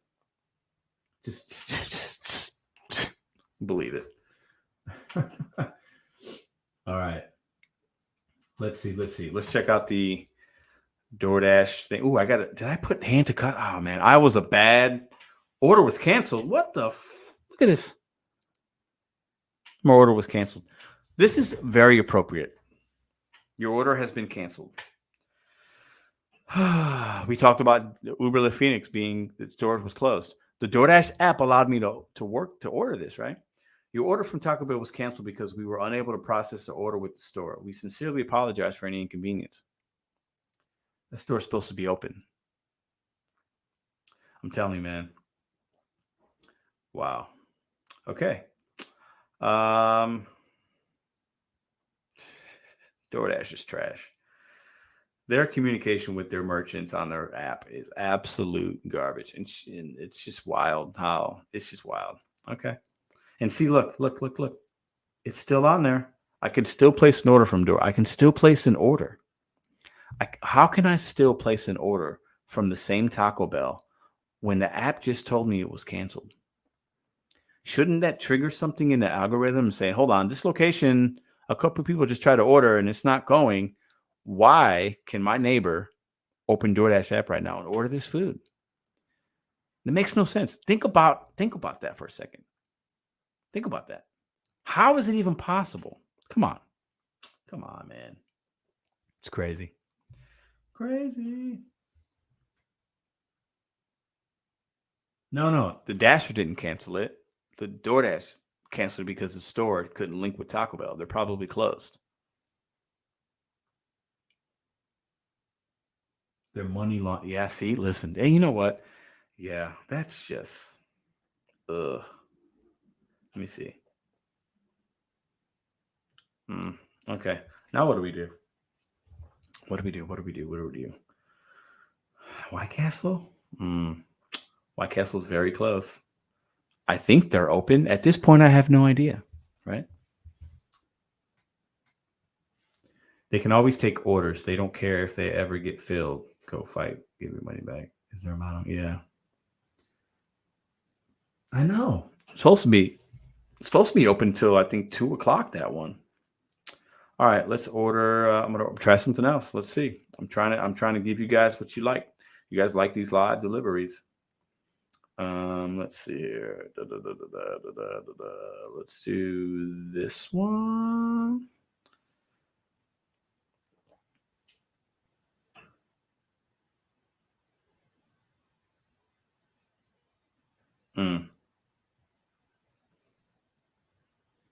Yep. I'll do American cheese. Thank you. Listen, and we'll do jalapeno. Okay. Should we get a fudge dip brownie or a strawberry swirl? Nah, I'm good. Gooey butter cake, strawberry banana smoothie?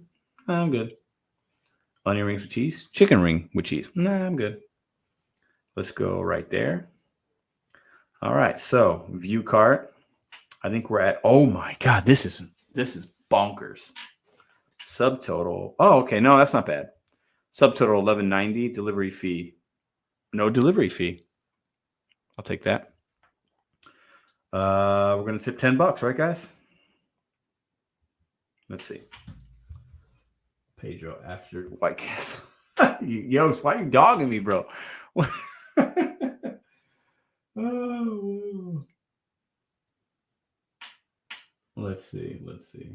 You're going to give your what is with y'all? What's going on? What's with all the toilet jokes? What's going on?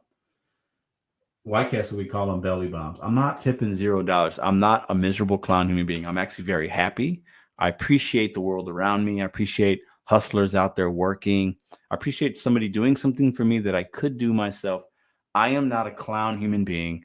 I'm also not a clown driver that takes $2 and $3 orders and says, oh, just take it. They're profitable. That works for me. I deliver everything. I take $2 and $3 orders.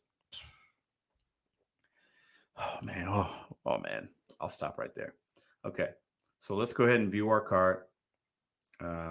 What is happening with this? Continue. Why did it go up in price? I'm so confused. What is happening? 1 hour to get this delivered? And why did the price go up? Well, hold on, guys. This thing's acting weird. Okay. Oh, okay. Oh, what the? Now the delivery fee's back to $2.99. You know what? Why was it $0 delivery fee and now it's $2.99? I literally just sat here and did nothing. I didn't add anything. I didn't subtract anything. I don't understand this app. It doesn't make any logical sense. This is upsetting. I can't wait an hour for some food. What are we going to do here? I took too long. Make a sandwich. Doordash glitching again. Tony is watching live and trolling you. Listen, if Tony's watching, hop on in. Come on. The chat's open. And then big cash tip. I should just get 7-Eleven because it's easy. We need milk anyway for Ruby. Should I just do 7-Eleven? Because I ain't waiting an hour. I'm sorry. That's just miserable. I'm not doing it. That's cutting into the sleep time. White Castle, you failed me. Taco Bell, you failed me. You failed my audience. 7-Eleven, here we go. I bet this is a lot quicker. We need some milk. Here, let's do this. Now I'm annoyed. Okay, dairy and eggs. Let's see. Let's get some milk. Yep, got it. Boom, boom, boom, boom. And let's get some, boom, let's go there. Ooh, these were good the other night. I'll get some beef mini tacos. Bam, perfect. Works for me. And we'll also get some, ooh, those look gross. What is that? And we'll get some, what else? Help me out. Doordash failed you. Use Uber Eats. Inflation after 8 seconds. Inflation. That's funny. That's pretty funny. Hit the thumbs up if you're just coming in. My name is Pedro Doordash Santiago, Mr.BetonYou. We do live food deliveries in my market of St. Louis, and we humiliate ourselves on YouTube. And we overpay for things that we really don't need, but we're showing the miserable human beings that you should leave tips. And to anybody out there that delivers $2 and $3 orders, I pray for your soul. You know what? And we'll get some of those. Okay. All right. We're going to place this order. Let's go add to cart. Let's do this quickly. Quick. Milk, tacos, boom, boom. $1.99, don't care. $10 tip. Let's do it. Continue. Come on. Nope. I don't want any of those things. Continue. Yep. $10 tip. The suggested tip on this order is $3. Yay, DoorDash. You're great. Other. $10. $10. Continue. Total $28.04. Done. Place order. We're going to get this in 30 minutes. Let's go. Soul Seeker, what up? Baja Blast is the most drank beverage on the planet. Nah, I don't think so. Music City Gig Cluster. Okay, preparing your order. Boom, perfect. Great news. Your order is heading to you. Boom, awesome. Do we have a dasher yet? Nope, not yet. I'll show you guys who we get in a minute. I do have it saying hand to me, so I'll have to take you guys outside with me. I'll show you guys my pumpkins. We got some lit up pumpkins we cut. I'll show you guys that. It'll be fun. What do you guys know what the most drank item, the beverage that is the most consumed in the world? Do you know what it is? You can't say water because water is the obvious one.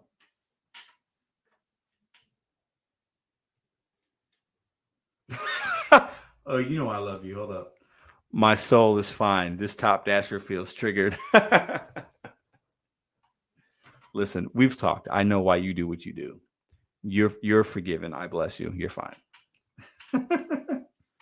Coca-Cola. Okay, now Mountain Dew. No. Coca-Cola is the correct answer. Coffee. Ooh. I feel like it's Coke, but I don't think it's coffee. Actually, I think there's a lot of... Yeah, I don't think it is. Patron, soda, Coke, Monster, Coke. I think it's Coca-Cola, guys. Yeah. Or tea. It might be tea. Maybe somebody do a quick Google search. Can somebody Google search this? Let's do top 5. I'm going to say tea, some form of tea, hot or cold. I will say coffee's in the top 5. Coca-Cola.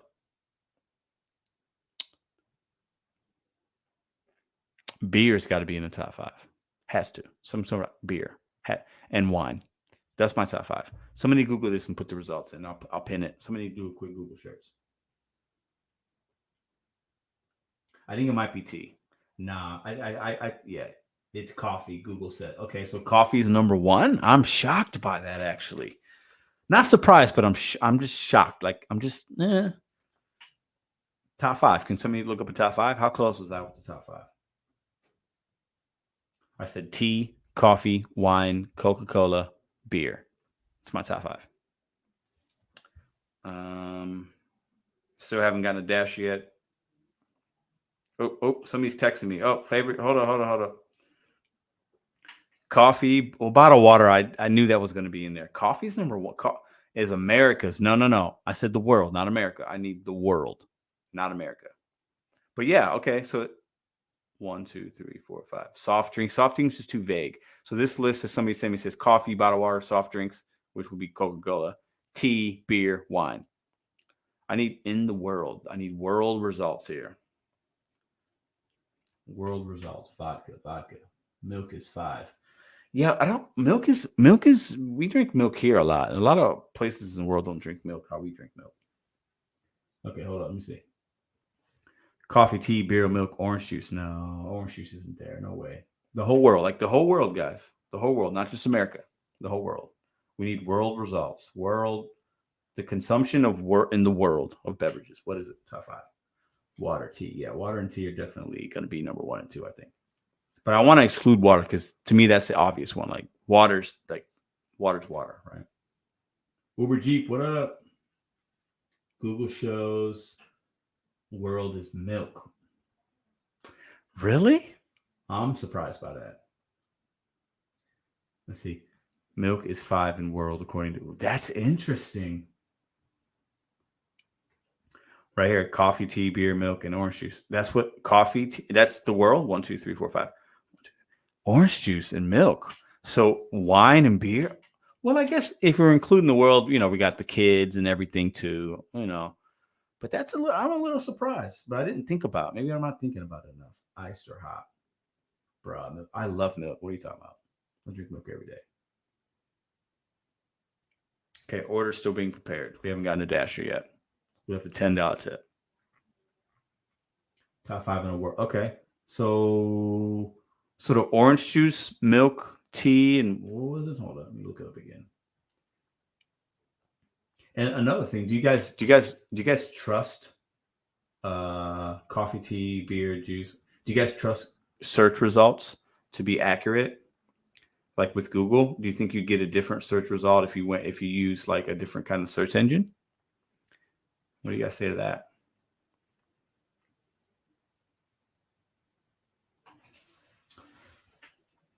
Okay, Pedro, I'm ordering something for you. Oh, you're gonna get something, John? You're gonna order something so you get the first?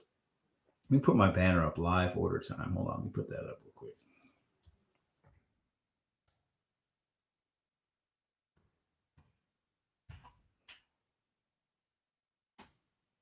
Put this up here. Live delivery time. Okay. I got hand to me. I'm gonna meet him outside. We're gonna see what's going on. Oh, somebody else sent me some information here. Oh, this is a nice little graph. Look at that. World consumption of beverages. Okay, the first one is water. No, first one is hot tea. Not surprised. Followed by water. Followed by milk. Followed by carbonated soft drinks. And then followed by beer. That's what I got. So look, no juice, no milk, and well, milk's in there. Is milk in there? Yeah, white milk. Okay. World consumption. When was this made though? 2009. So it's outdated. That's not current. But interesting. Probably still very accurate. Okay. Still wait. Oh, hold up. So we do have a driver, but it doesn't say who. It usually gives me a name, but I see a little car. This driver's maybe 2 miles away from the store. So we'll get this pretty soon. We'll get it in, it says the next 10 to 15 minutes. So that's way better than the, oh, my dasher. Here we go. Evan. There we go. Evan. All right. Love it. Cool. All right. Do I got shoes down here? I do. Put my shoes on. You got to walk outside. I'll show you guys my pumpkins. What we're going to do is we're going to take a small little bathroom break. We have 351 people still watching. Appreciate y'all. Listen, give it up for the show. The guest, Aaron from Lyft Phoenix, all the special guests, the safety giveaway. Hannibal came in, dropped some knowledge on y'all about what we're going to be doing in this month for our I don't want to call it charity. I feel like it's what we're doing. What we're doing. We're turning a negative into a positive because there's some scammy ass YouTubers out here. So we're gonna take a small little potty break. Hit the thumbs up. I'm gonna come back, and I'm gonna take you guys outside with me because we're gonna do the StreamYard deal. So we've got about 10 minutes here. New to Dashing, what did More Finance get exposed for? Oh, great question. I want you to watch Nug's video, or you could rewind and go to the first 15 minutes of this live, or first like 10 minutes, and I kind of explained it. But it'd be better if you watch Nugs, Nuggs. Watch his video from today. He can explain it better than me. We're gonna take a small potty break, and we're gonna come right back to the show. Don't go anywhere. Hit the thumbs up. Be right back.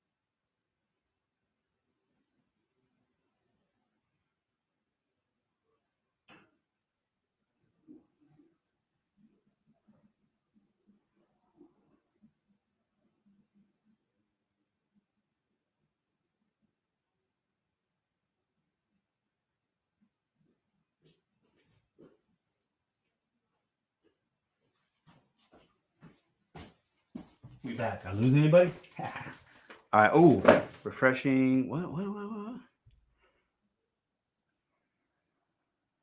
What did I just get? Okay, hold up.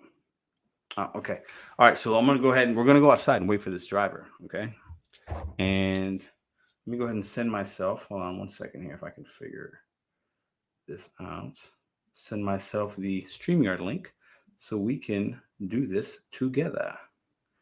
Oh, that's not the right button. Oh, there we go. Boom. All right. Got it. Yep. Ooh, hold up. What am I doing? What am I doing here? Come on, Pedro. Get your thinking cap on, man. Where we going? There we go. What the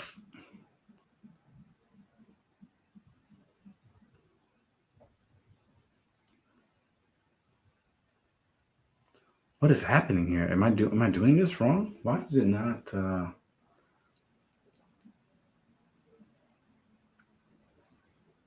I hate using this phone. Hold on. When you have two phones, sometimes you get a little confused.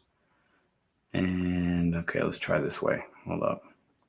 Something's not right here. Something is not right.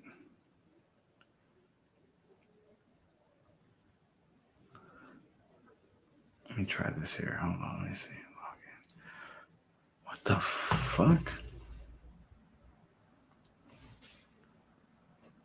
Sorry, guys. I'm having issues here. Hold on. Let me see something here. Okay. My brain I just had a brain fart. That's all. Everything's cool. Okay. So we're gonna go here. Baba, allow, and let's go.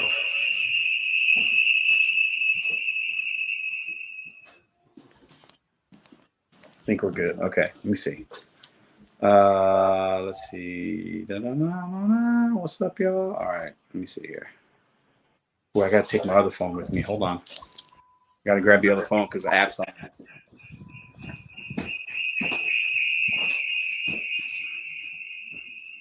Okay, you ready? I'm gonna show you guys my pumpkins we carved with my family.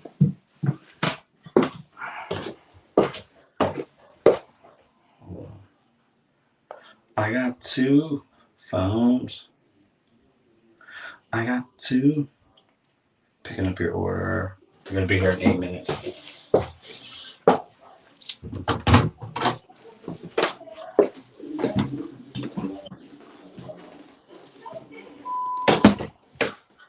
Okay. Let's go outside. I'm gonna read this comment. I think you guys talking about.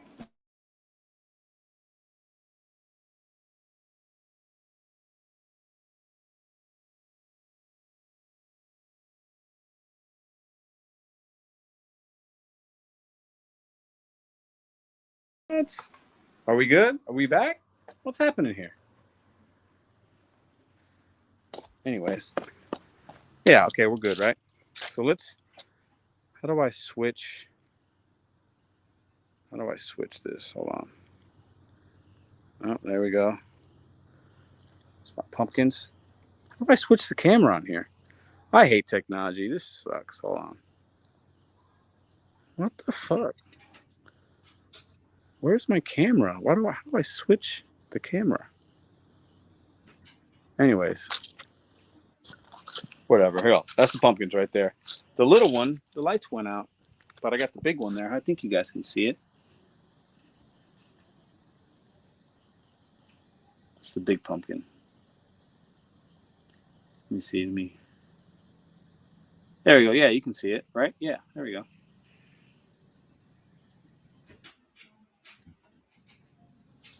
Oh, I gotta okay, let me see. Can you guys see me? I'll sit in my chair. Sit in a chair. Maybe you can see me a little bit. Yeah, there we go. Okay. Let me see. Let me go here. Let's go right. Okay. Let's go there. Change the banner. Go to comments. Well, it's very scary pumpkin. Yeah. I'm getting Walter Matthew vibe. I don't know that Walter Matthau. Okay, let's see. He hates technology while streaming on YouTube. Facts. It's ironic, isn't it? Moore said he purchased the car for real estate and it didn't work out. Yeah, I don't know about all that. I don't watch that channel anymore. Singing about his bunch of phones. I got 2 phones. Dasher Poppy, what up? Nice pumpkins. Thank you. Boo boo. Scott Mundy, what up? Frank Dog, what up? What up? All right, let's see. Curious if this dude gets the whole tip. Oh, I'm gonna I guess I can ask him. Oh yeah, I can ask him. I mean, I have no reason to think he wouldn't, but yeah. You guys see my fan in the background? See my pineapple lantern candle that I need to get batteries for? Look at this. I feel like I hear noise in the basement. Maybe Madison went down there. What if he asked you for a signature? Would you be offended? What are you talking about? Why would he signature for what? Calling you a boomer because you don't know how to use technology. I know how to. I'm just very impatient. I figure things out. It's not a big deal. I just don't do, I don't enter in people's StreamYards on my phone very often, so I don't know how to use it from this point. You know what I'm saying? Lakers beat the Nuggets? Okay, interesting. I'm not calling another man Poppy. Yeah, his name's Dasher Poppy. I got no problem saying it. Okay. The driver said, I'm going to scare off the driver. I'm sitting on my porch. The light's on. I'm waiting for them. They should be good with that. Isn't that what you want? We want our customers waiting for us, right? Okay, he's coming up. He's rolling up in... What? Oh, I haven't even gotten to the store yet. What is happening? So my delivery time went up like 5 minutes. Oh, well. What is that noise? Why do I hear... More finance equals just delivery DoorDash and you will be a millionaire. Yeah, it's crazy.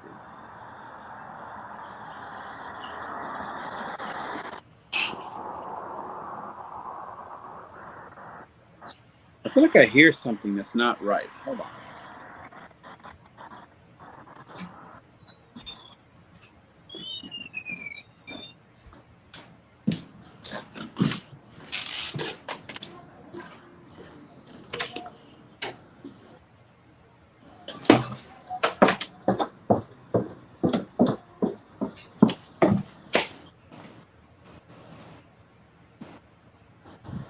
I hear a lot of background noise.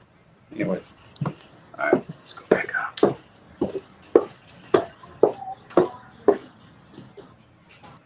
Got my dog. Say hi, Cooper. My living room. You guys want to see my living room? Look, there you go. That's it. That's all you get. All right, let's see what we got here. I'm going to go to the basement. Took the wrong turn. Rookie driver. Sounds like a vacuum. It's not. It's weird, though. The other mic was on ringing. Maybe. I don't know. It's weird.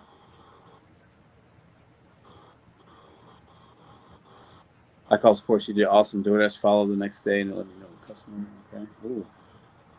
Start of a horror movie because I'm walking around and it's kind of dark in some spots. Funny. Okay, let's see where this driver's at here. Hold up. Dasher's waiting. So they arrived at the store. They're there. I can see them. Cool. All right. We good.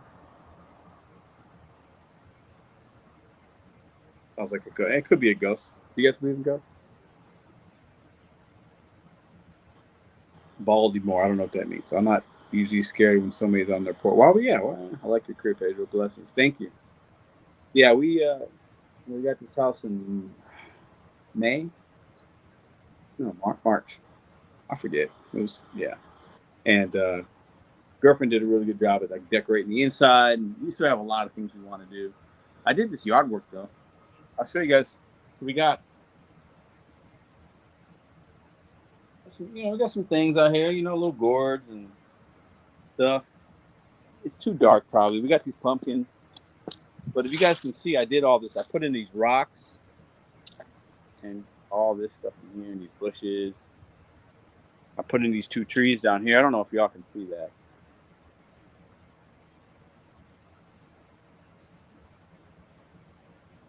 Probably all dark, but I did some stuff. The order has been, okay, so it's been picked up and the Dasher is on its way. Okay, great.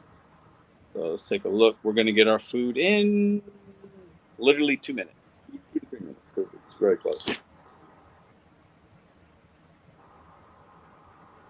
They throw East St. Louis in. Yeah, they do, Scott.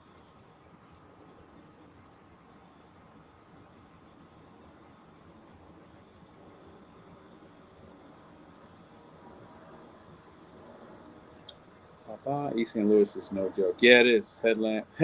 That was earlier. You're late. Good luck on both of those. And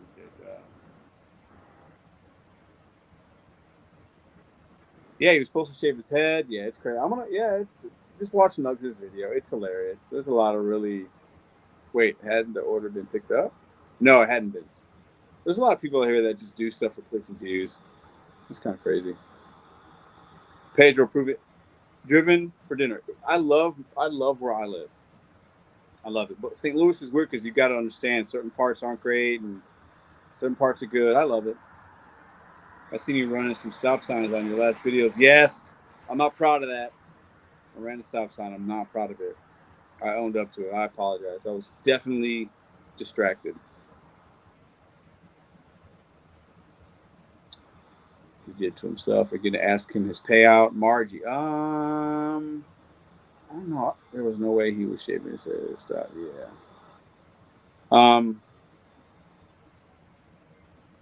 I did give a sincere apology for that. Yeah, I always, I've tried to ask the drivers that before.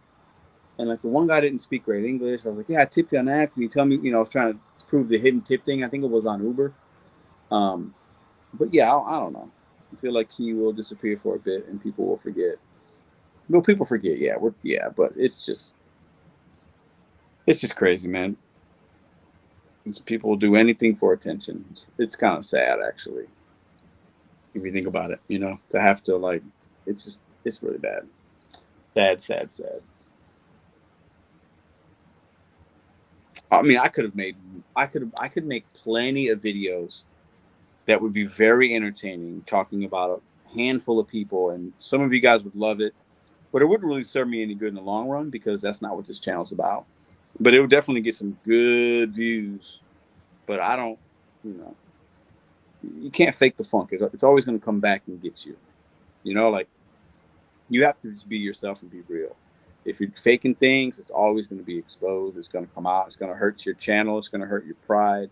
It's going to hurt your soul in the long run. It really will. I'm arriving now. So they should be rolling up pretty soon here. This is fine. Thank you very much. We did have a good live stream. Pedro, do you speak Spanish? Also, I speak some, yes. Headlamp. Yeah, what up, Jeff? Talk to Roy, man. I hear a car. It might be coming. Yeah, we broke our record. 646 people, I think, tonight. It's crazy. Here's a person right here. We're rolling up. What time is it? Ooh, good. 11:58.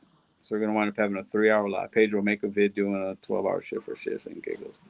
He's young. I give his aspirational aspect. Yeah, I mean, he is on point, Pedro. Yeah, Pedro make a vid doing a 12-hour shift for shit. Yeah.